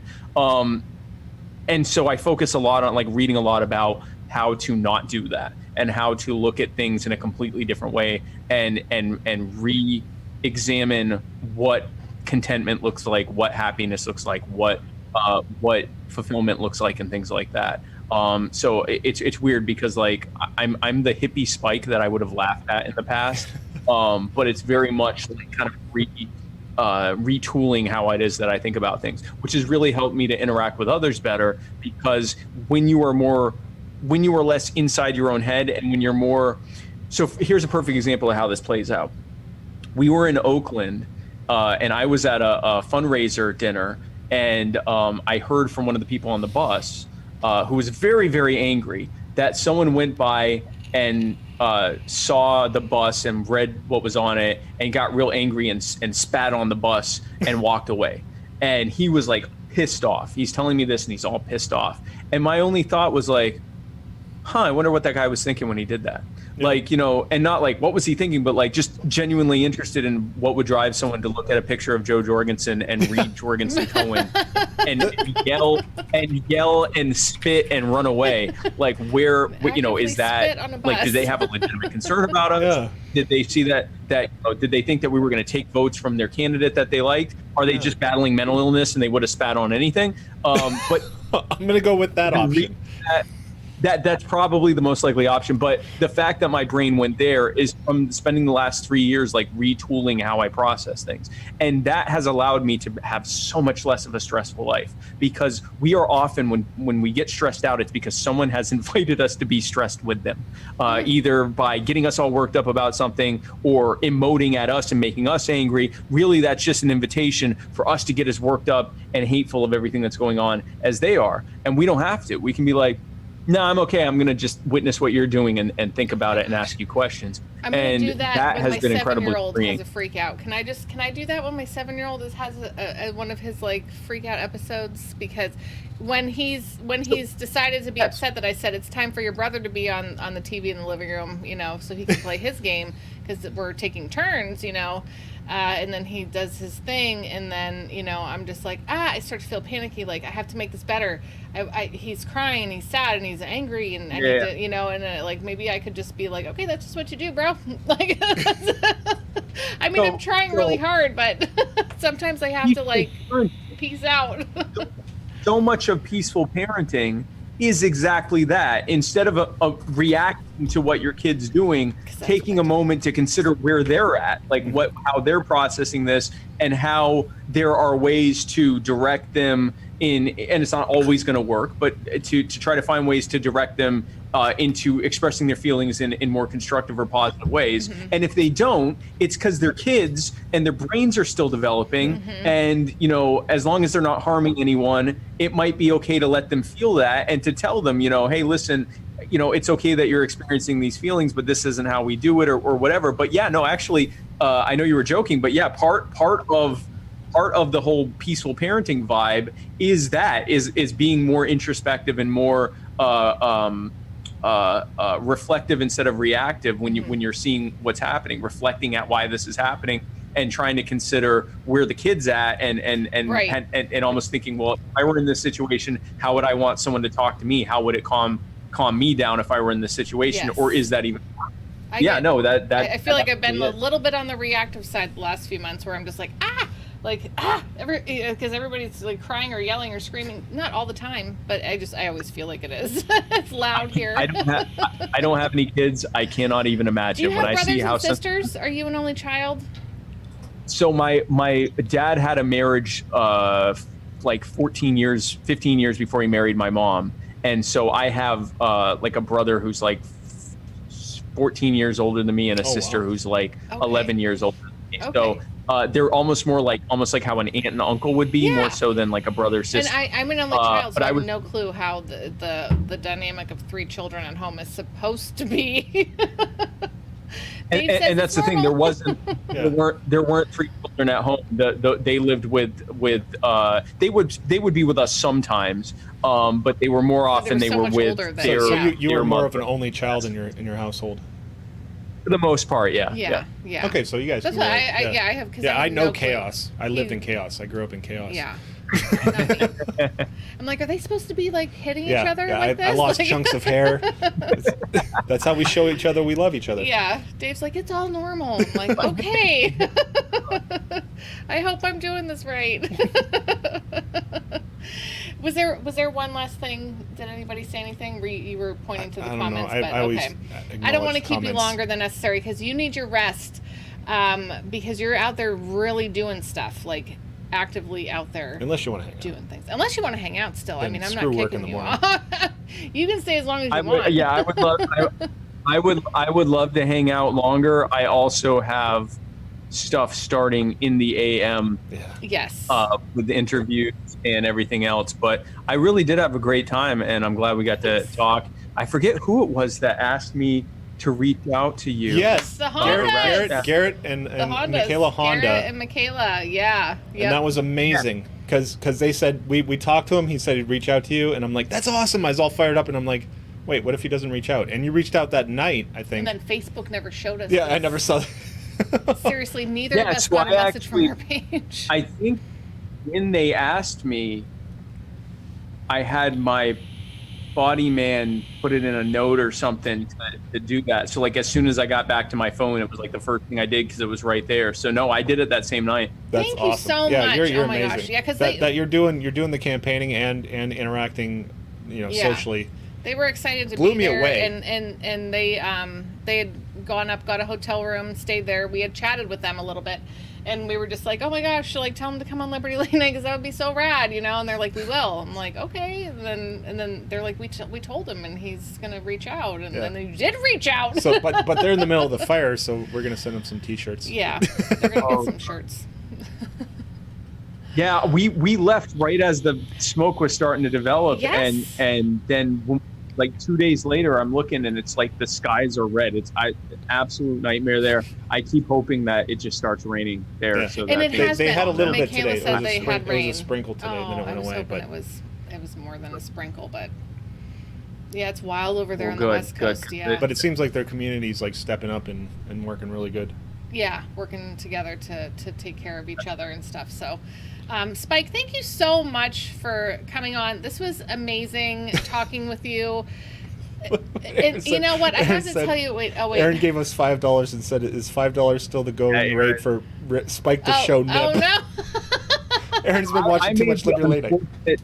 So I started the unfortunate precedent on our show that if Aaron gives us money, I will show my chest hair. But the problem is that I'm now running for national office. I'm like, well, this is the perfect show to do that. No, people are like, and I know. I feel like what a perfect moment squandered, but I can't do it. That's I understand. Yeah. We totally understand. Everybody's like, is Joe going to come on? And I'm like, I don't know. Joe's running for president, and we are Liberty Late Night. Yeah. Like, she already got like ripped on for going on somebody who supported the Boog Boys or something like that. Oh boy, it's so weird. With a bunch of anarchists here. That was nonsense. That was a bunch of garbage. Where I forget, it was a Daily Mail or the Guardian. It was one of the British papers. One of them. And they just asked her. It was a total hit piece because they asked her, do you remember going on this show and or something like that? And she was like, yeah, I was on this show. And they said, did you notice that one of them was wearing Boogaloo shirt or whatever? A Hawaiian shirt? A Hawaiian shirt? Yeah, Hawaiian shirt. And CNN then boys. They wrote this thing where they talked about white supremacists and all this stuff. They never asked Joe about any of that. They just asked about like a Hawaiian shirt. And they crafted a whole like hit piece about it. And meanwhile, you know, everyone is having to change their tune about the boog. Even like the ADL had to say that it's much more complicated than being some far right group, that they are, you know, and that it's even more complicated than just calling them an anti-government group. That it's a far more complicated. And of course, if anyone wants to ask me, I tell them the boog is very simple. We are peaceful. We want to be left alone. We do not want you to come and take our ability to defend ourselves in our communities. And if you do, there are going to be problems. So please don't. Yeah. That is as American as it gets. Yeah. That is foundational American stuff there. Yeah. Don't come at me. Don't come at me. Fuck around and find out. I don't wanna. I just want to be left alone. Please, I have kids. I have a family. I have a life. Yep. That's exactly. Avoid the scientific method with me, and we can just go and continue living our lives. Exactly. And that's the statement of the boog. And when I have boogs, I mean, I have dozens of boogs that come out to my stuff, and I love every one of them. What I keep hearing from them over and over again, these are everyday people who are saying, this is our line. Don't cross this line. Don't cross it. The law says you're not supposed to cross it. The Second Amendment is the law. It says that you shouldn't cross this line and you shouldn't take away our right to keep and bear arms. You shouldn't infringe upon it. So don't. Obey the law and there won't be any trouble. That's basically what they're saying. Yeah. Dave's writing this down. I just love avoid the scientific method with me. Yeah. No, it's so true. I love that so much. That is so good. I'm writing it down. I love your whole take on it, though. Yeah, and I'm sorry that they did that to her. I mean, that's what the media does, of course, because they want to spin one side against the other. You guys, you know, like, oh, look at, she's associating with so and so. Yeah, that's really sad. And you know what? Listen. Oh, go ahead. When you have bat powers, you aren't worried about the opinion of sheep anymore. Right. Somebody in the chat asked about the bat powers. Oh my gosh, this is hilarious. Oh, this is great. This is so great. Bat people do not concern themselves with the opinion of sheep. No. I actually considered briefly getting scratched by a pangolin in solidarity, but it turns out that we couldn't actually find a pangolin whose like the facility would let me come even within like 100 yards. Oh wow! Oh, what? 100 yards? a pangolin is like this. It's the thing. This is a COVID joke, and it's not a good one because it said that COVID originated either from a bat or a pangolin. And a pangolin is like this weird armadillo-looking thing. This is a terrible joke. No, and deconstructing it makes it even worse. It makes it worse. But I need to know the premise because I feel like I gotta understand the memes, bro. Yeah, no one will ever make a meme about me being scratched by a pangolin. I hope. Hopefully that can just die. No, I'm sorry. We have meme lords in the audience, it's gonna happen. And you know what? We all wanted to see you on here, and here you are, and this has been such a fantastic night. Oh my gosh. Yeah, this was a lot of fun. I feel excited. I'm excited because I thought it was going to go well, and it went well. And yes, we always just get nervous before a show anyway. Especially like, when this many people showed up, like at the beginning. You bring a crowd, bro. Yeah, you bring a crowd. Yes, you do. Thank you. Thank you for having me on, and I greatly appreciate it. And folks, if you like what you heard, follow me on social media, at Real Spike Cohen on Twitter, Facebook.com/literally Spike Cohen, YouTube.com/literally Spike Cohen. I'm on TikTok for while it exists. So if TikTok continues to exist, I'm at literally Spike Cohen on TikTok. On Instagram, I'm at literally Spike Cohen. If you search for Spike Cohen on social media, you will find me, especially my YouTube. If you are one of these folks that, you know, you're not the best at explaining things, or you just don't have the time or the patience, and people are going, yeah, but what do libertarians think about that? You just send it to my YouTube. I've probably already answered it multiple times on there. Nice little minute to 2 minute videos. Some of them are like 5-6 minutes, but they break down everything, what libertarians think about stuff, you know, what libertarian policies would look like, how we can reach people with liberty messages, all that kind of stuff. The wasted vote fallacy, everything that's on there. So check that out. If you want to join our team, we'd love to have you. Go to lp.org and join the Libertarian Party. And after you do that, go to joe20.com. We have a volunteer form. We'd love to have you join our team. If you're able to make a contribution, we'd greatly appreciate anything you can get. And I appreciate you having me on. Thanks so much. Thank you, awesome. Spike. Oh my gosh. Have a wonderful evening.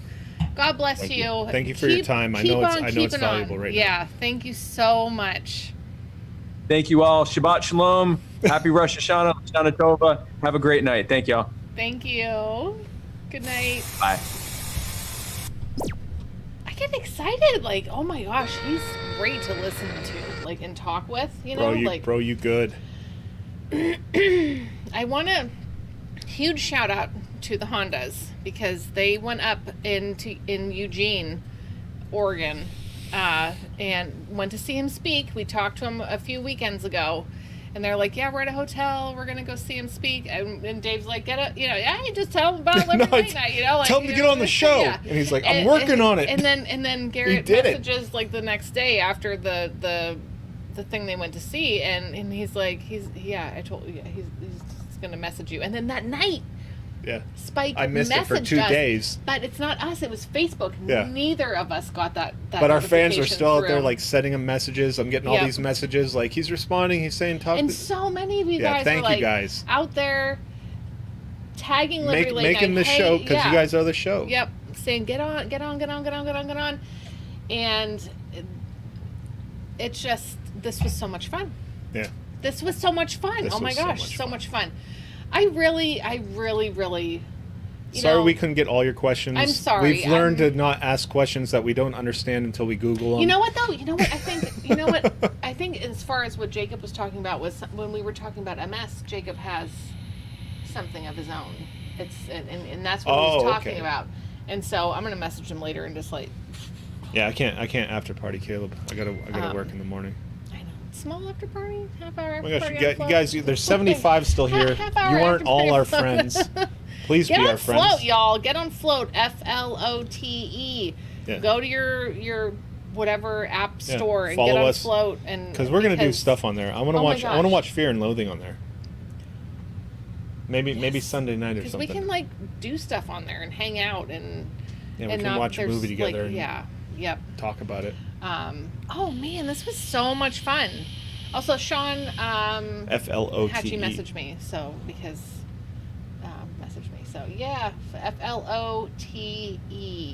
Nays watched the beginning of the show. After party on Float, I know. Do you guys still work? Yeah. Okay, no. He's talking about what Jacob has. Yes. And that's what, and I've talked to Jacob about that before, what he has. So I understand that you didn't know that, and you thought Jacob might have been trolling you with like. Here's the thing about Float, and I'm going to promote Float a little bit because they're working on a thing. If you go onto Facebook and you go into your options, you can Thanks everybody for being here. You can download your Facebook history in JSON format, JSON format. It gives you the option somewhere in your options. Because who knows when all of us libertarians are just going to be purged from Facebook because we want to stop the Russians. But you can take that stuff and you can go to Float. Eventually, they're working on it right now, and you can upload it, and you can have your whole history, all your pictures, all your posts, everything. Well, pictures and posts, I think they had a limit to it. But you can upload that in the Float, and then you'll have that stuff that you can look back on a platform that's not going to censor you and delete you because you're a libertarian. Right. So do that. Because you think outside the box. Oh, what? You can think outside the box over there. I mean, ain't nobody gonna delete you. I think Facebook's dying, and there's going to be a battle for who's going to be the next up and coming platform. Float. I know Liberty Memes is trying to make their own platform. Mm-hmm. Which we support because we are the official live stream Liberty Memes. But right now, Float is doing it, so we're on there and we're doing it with them, and we're having fun, and we love Aaron and King. Yeah. Oh my gosh. Hopefully, I'm going to message King, and I hate to say this in public, but I want you to have you on the show next week. Oh my gosh, I would love to have them on. So I'm going to send you a message if you guys want to come on and hang out with us. That'd be awesome.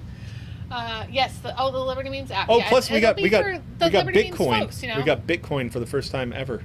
Oh yeah. Yeah, last week was that last week or I can't remember. And I've been watching it, and it's like fluctuating like crazy. It's awesome, but fluctuate down, up. I've been making money. That's awesome. Oh god. On money I didn't have. It's awesome. Okay, so Fleece Ford Trey, says who has EDS. Oh yeah. Okay, so I think that's what we were talking about with Jacob. Because he has something. He has something. And I know I've talked to him about it before because of his shoulder. He was having problems. And he said that because of whatever it is that he has. And I can't remember the name, but I think that's what he wanted you to ask about. Well, I'm sorry. But It sounded like a conspiracy theory thing. No, I'm like, I understand. I understand because you I don't were know, nervous. yeah. You didn't know what it was. And you were like, is somebody trolling me to say, like, hey, what do you think about, And then, so I get it. I'll let him know. oh, I have It's a fine. wallet address. Let me grab it. I know how to do that now. Oh, Dave's been on float every day, every day, like a lot. Yeah, he's like, I don't really go to Facebook anymore. Today he did just to promote this whole thing, but he's like, I've really been spending a lot of time. Yeah, because I'll go on there and I'm wishing there was more posts because I don't want to go to Facebook. I don't want to do it. Like I've been trying to post more on so Float. Everybody come over to Float. So I think that's my wallet address. So we can all be there, Right there. and hang out. I'm Night Mary, by the way, and I need to you're get on on there. Float. Like, yeah, I am Yeah, on you need to Float. get on there and post so I can see do. your stuff and Okay. like it. All right. I'll post the pictures of the heads that we cut out. Yeah, Facebook's new standards, we're all getting taken out. Oh yeah, bye Download bye your everybody. shit. Download it now. Nays can tell you, download your history, download your memories. Download your memories onto the cloud. Put your what is that thing in the what was that? Oh, that yeah. Show? Yeah, what is that? Chip. It's not a chip. Is it a chip? What was that Sounds like show? it was better. Altered Carbon. Altered Carbon. Your stack. Your stack. You got to Download download your stack stack. now. Otherwise, you're going to be erased. Yes. Oh my gosh. Yes, please spend more time on Float. I Josh, get up. thanks I for get up coming early, on. and I'm waiting for posts. See, Nays forgot the last 37 years, and now he's on Float, and he's putting up weird Willemowski memes, and it's great. Is he putting up Willemowski memes? A couple people. If you look up hashtag Willemowski memes on Float, there's a couple posts. Oh boy. Yeah, see, Facebook just booted Joey. Yep. Watching our stream. Does Facebook be like that? People don't think it'd be like that, but it do. Upload your dick pic archives to Float. No, You I don't don't wanna know lose about those. that. Well, you don't want to lose them because I mean, I'm not it ain't getting judging any or younger. anything. Like, It ain't getting any younger. okay, thank you. See, okay, Okay, so Dave you did not got to be know more that specific because Jacob said because people are saying like Pizzagate and then Ehlers Danlos, and I'm like, I'm not asking him that Dave until I was can so nervous. Like, oh my gosh, is this a conspiracy? I'm gonna be at, Yeah, just like, tag not safe for work. I had to explain that to a But friend. yes, I knew that, but I wasn't looking at the comments at the time until I saw Dave say, "I'm not asking that, Jacob," and I was like, "Oh, No, I had to he's Google. probably." I understand. Yeah, there's a lot of I comments understand. coming in. I understand. There was a lot of comments tonight. This was so much fun. We had a lot of people. Dude, there was a lot of people. And Jacob was our winner tonight. He got the urinal shot. The urinal shot glasses. and Sorry, and the we're like- desktop cornhole. And we decided that like literally 3 minutes before the stream started. This is what I'm going to say. I have all week to think about what's the next gift to give away, but I'm always nervous because Kirk comes in saying it's not wants good hookers enough. and blow. He Yeah. wants hookers and blow. our And I'm our like, Patreon isn't big enough. I can't give away Russian hookers, Kirk. I'm Ryan, sorry. we're not going to do an after party tonight, but we might do like something separate on Float. Like I said, watch a movie or hang out. Not tonight, though. Not tonight. Not Maybe tonight. like Although Sunday I night. really want to, but No. Dave says I'm no. a human being and I have to sleep. He does. Dave, you know what time Dave went into work today? 2:30 in the morning. Yeah. And he came home. Literally 11, 12, he- 1, 2, he 3 came- hours yeah, from now. Yeah. He went to work at 2:30 in the morning and he came home at 3 p.m. So he does need his rest. Yeah, it was huge. I'll have to check it. You know what's funny is, you know who beat McAfee's numbers on YouTube at least? Was what's his name? With the pig suit. Michael. What's Michael's last I name? can't think of his last name. He beat McAfee With the YouTube with numbers. the YouTube numbers, really? Yeah. No, they're good. Yeah, he's people, got a too. following. They need to get over to Float. No, we did not hit Whiskey Warrior numbers. We'll never see those again because I deleted that. I was just glad that no trolls really came in that I saw Or came to our home. or came to our home, which is great Yeah. because we have small children. Damn, that was a shitty time. I mean, the whole So thing that's what- was like, that's what it is. you Yeah, know, Picard. but like, Yeah. yeah, Picard. Thank you. Yeah, He beat McAfee numbers. Thank you. Yeah. Yep. Love you, Celeste. Pals. I fucking love you, I Celeste. love pals. You have to tell me I didn't what even you're finish my cooking. drink. I'm like somewhere around here. Man. Oh, are you those got- the you good got it? hookers there? Gary Dykstra got the archived video. I Shut deleted up. it. We freaked out. Like You got to archive it? Yeah, Whiskey Warrior Night was crazy. Yeah. Echo! Oh my gosh! See, so we found people found us. We found them. I'm so Yeah. excited. Thank you. And that's for coming back what to we hang learned. out. 1 out of 1,000 people is a sociopath. And they'll message you and Luckily, tell we you only they're had gonna burn your house 150 down. or so tonight. Yeah.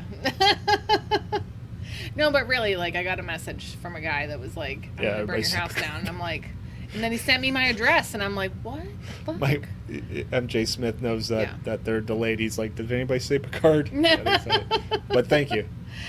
Yes. Oh my gosh, Gary. I almost don't ever want to see that because it scares me. Like when the phone starts. No, it was ringing, like, really interesting. It was wasn't a really interesting. fun thing to do. We have to anonymize ourselves before we do something like that again. Scrub but ourselves from existence. but All he right, didn't give me time to realize what was actually going on. and which we weren't makes me even really upset. I don't think we were even drinking. Like, That's what makes me so upset because like as I realized what was going on, he was doing his shit and scared us, and we left before I could say, "This is all wrong. Something's wrong here." Yeah. I think, and I was starting to Celeste, say we it. need to talk about this keto. Celeste is prepping for keto. Lo mein. It's so lo mein? comforting. What are the odds I meet Yeah. another one? Joel met another sociopath. Oh. No, I think he bordered on psychopath. He wanted to burn down our house, Yeah, I don't know. and he told me. That's why I said that's not the And he told weirdest me, too, DM I yeah. got. It's me. Wait, what? It was Celeste the whole Oh, time. Celeste, that's so silly. You're so crazy. Phew, Oh my now gosh, so crazy. I didn't sleep well for like 3 nights. But It's it's right before Celeste, so it's Thanksgiving, but now I Celeste. feel fine. I know, Sonny. Yeah, the whole thing was. It was really weird. It was really, really a weird time. Guys, did we say get on to float? Yeah, Did we say said that. that. Like, for realsies. We're gonna do stuff over Oh there. my gosh, it's gonna be so much fun. Brooke, thanks for hanging out. Oh my gosh, I'm so glad that you were here. Yes. The keto. I thought I might get away from the keto guilt on this stream.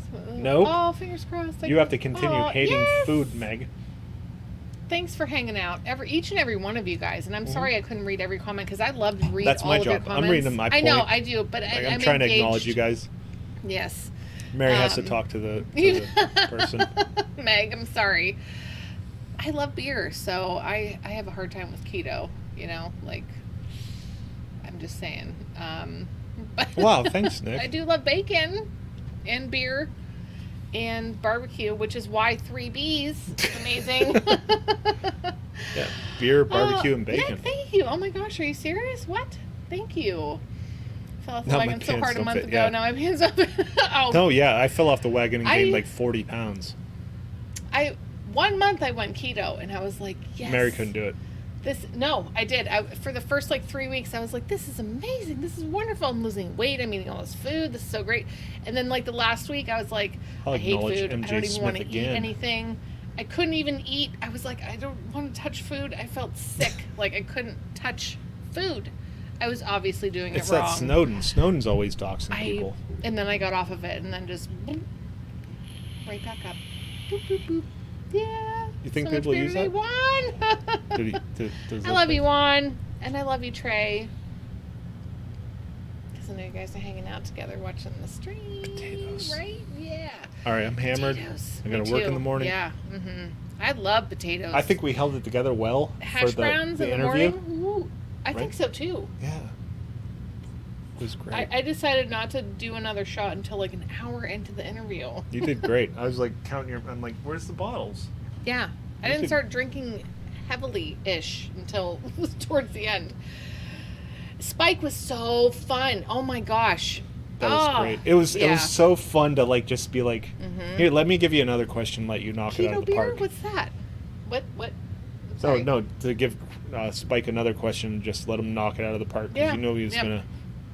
That's what it's like. Somebody said, "Does Spike know your audience?" And I'm like, I kind of think Spike is our audience. No, he is. He belongs here.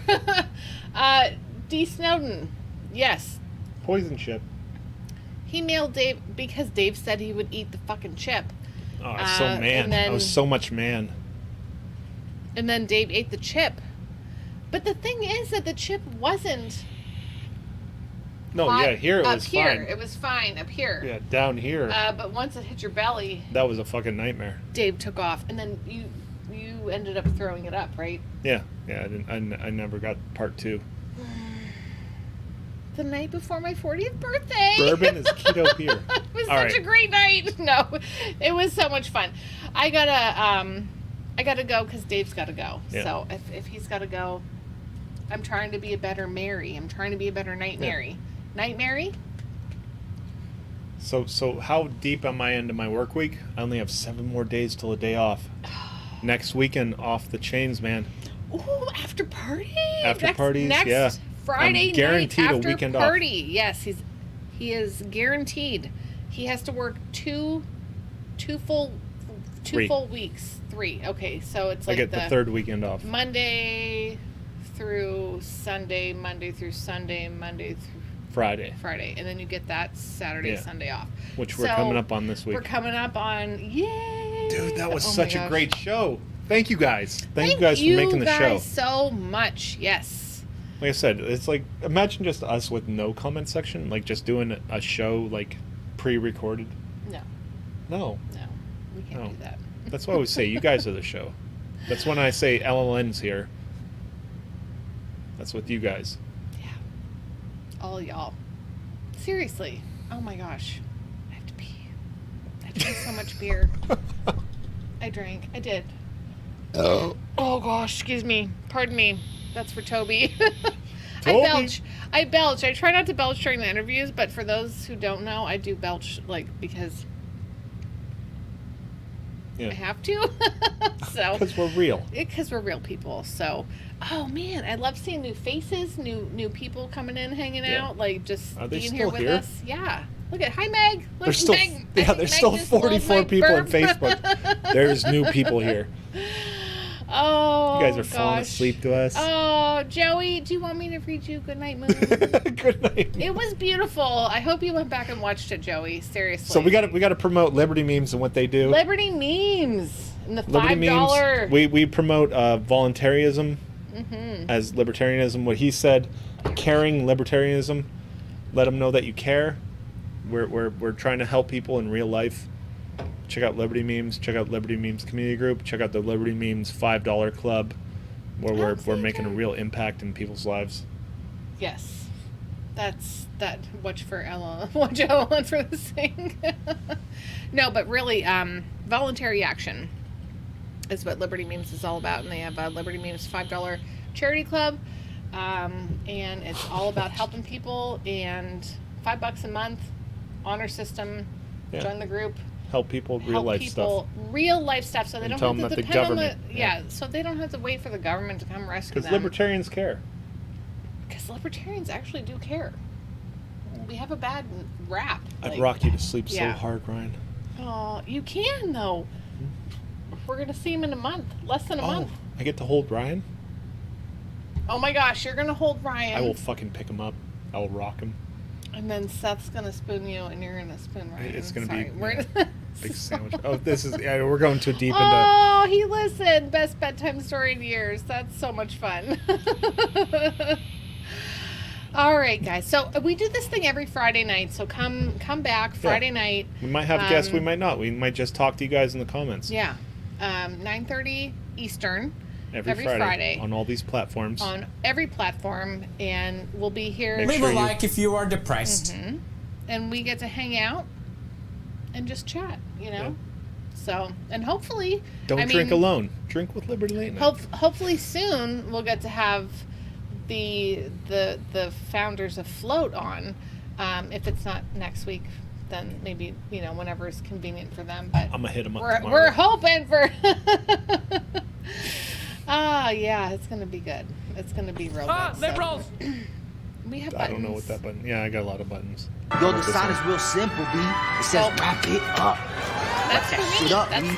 All right, Mary's gotta go. Night, Mary. Yeah. That's for me. So F's for the Fallen Profiles on Facebook. You won't get that over here. go to Float. Because there's some Facebook sketchy ain't- shit over here. No, and there they're still there. doesn't. No, I've looked around a little. Okay. Well, you know what? We're all free to be free. Yeah, and you can don't block like those it, sketchy people. You don't like it. You don't block watch those it. fuckers. That's how it's supposed to be. You know? don't need a platform to tell you who's going to be blocked. You block them Right. yourself. You block them yourself. Yes. Wrap it up.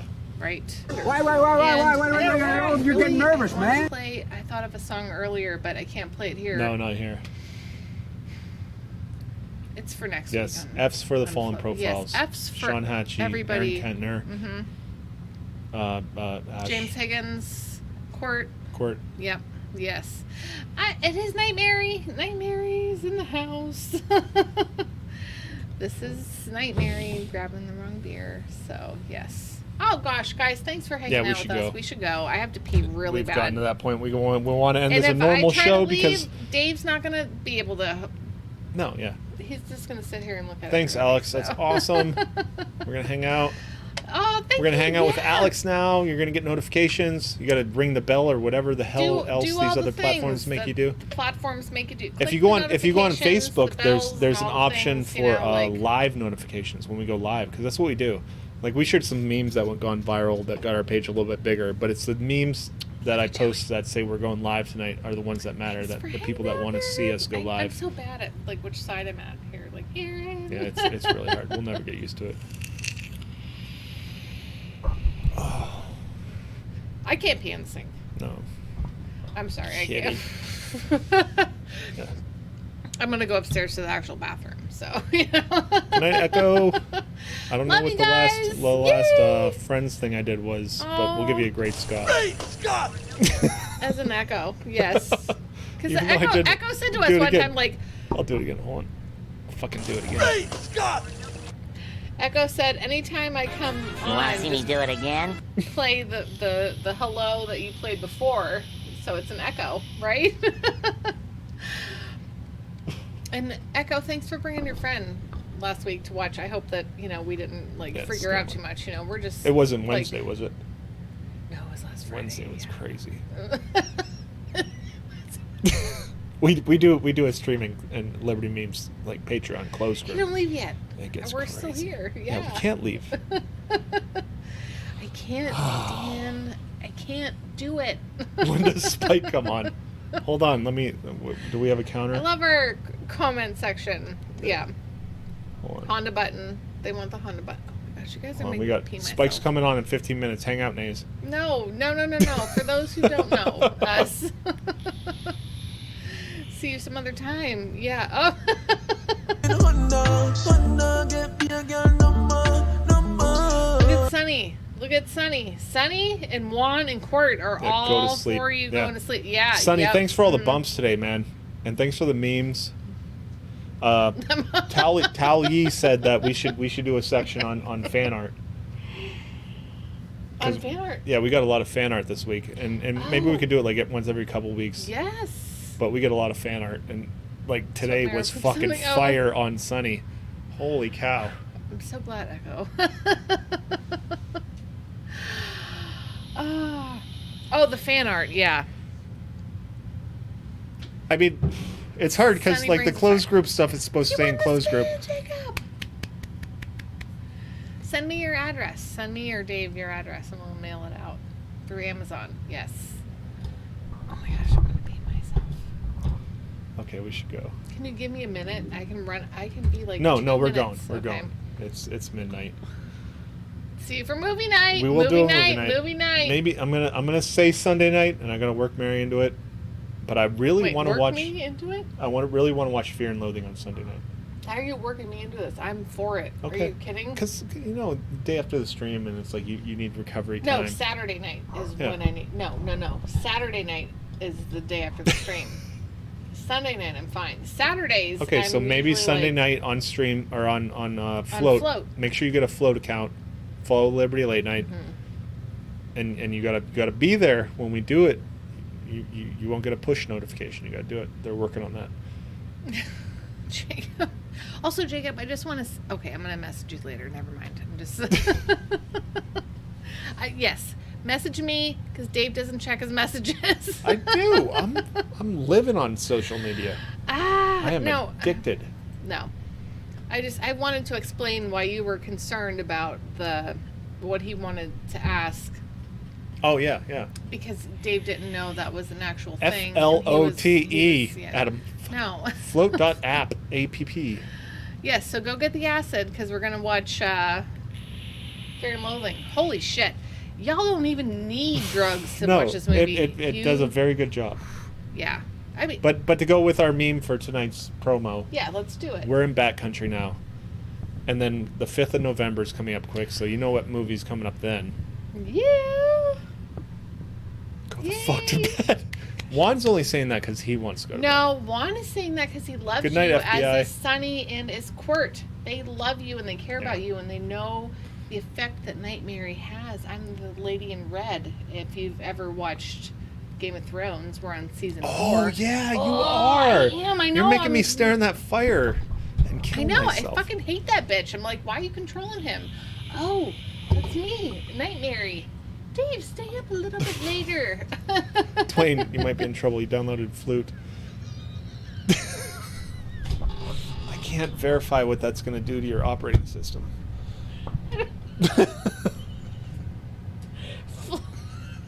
No. All right, now I gotta pee Okay, too. I really am gonna pee. I love you guys. All right, so we're gonna play some music on our outro that doesn't get bashed by YouTube because PewDiePie's the fucking boss. Yeah. Hold on, what's this one? Which one was it? I have yet to try Was it this DMT. Ah, liberals! Not that one. This one. I want to Is it? Reach down try there. it though. Yeah, no. All right, really though, I want to listen to the song, Right. but I'm pretty sure I can't. Yeah. No. Okay, guys, I love y'all. Dave, All right, we out. I had to pee. Good night, guys. 3 babies. I don't like your T-Series. Nothing personal, kid. But I must go all out. Just this once. Bob's or Vagana, whichever will it be. Set the fuck down, T-Series, I'm here to spill the real tea. You tryna dethrone me from spot on number 1, but you India, you lose, so best think you haven't won. When I'm through with you, we're gonna be completely fucking done, cause we only just begun. I review you, 0 vibe is gone. So come on, T-Series, looking hungry for some drama. Here, let me serve you bitch lasagna. Bitch lasagna, bitch lasagna. T-Series ain't nothing but a bitch lasagna. Bitch lasagna, bitch lasagna. Look at T-Series, they just crying for their mama. Bitch lasagna, bitch lasagna. T-Series ain't nothing but a bitch lasagna. Bitch lasagna, bitch lasagna. T-Series just whip himself in their pajamas. So who the hell is Bob and why you wanna kiss him? Ew. I'm a blue-eyed white dragon while you're just dark magician. Oof. You got a fifth of the population in your nation, but I got 90 rolls of worlds to hold your defecation. Oops, multipatlo, what the fuck is that even supposed to mean? Your language sounds like it come from a mumble rap community. No papa, yes papa, Johnny. Now download the sugar and let's throw this fucking party with some bitch lasagna, bitch lasagna. Look at T-Series, they just crying for their mama. Bitch lasagna, bitch lasagna. T-Series ain't nothing but a bitch lasagna. Bitch lasagna, bitch lasagna. Look at T-Series, they just wet in their pajama. Bitch lasagna, bitch lasagna. T-Series ain't nothing but a bitch lasagna. You got a population of 1.32 billion, but most your videos can't seem to hit even a million. Sabot! Magic potty, baby, your bottle's all done. It's potty training time, will be so much fun. I help you with your training dance, you make me so proud. Your potty feels like magic, then it flushes out loud. It's fun to help Magic Potty Baby learn to use her potty. Flush and you're ready for next time. Magic potty, baby, I'm so glad that you're mine. Magic Potty Baby and her Magic Potty. No water, no mess. Batteries not included.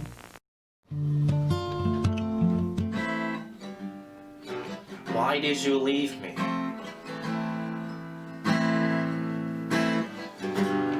Why did you leave me?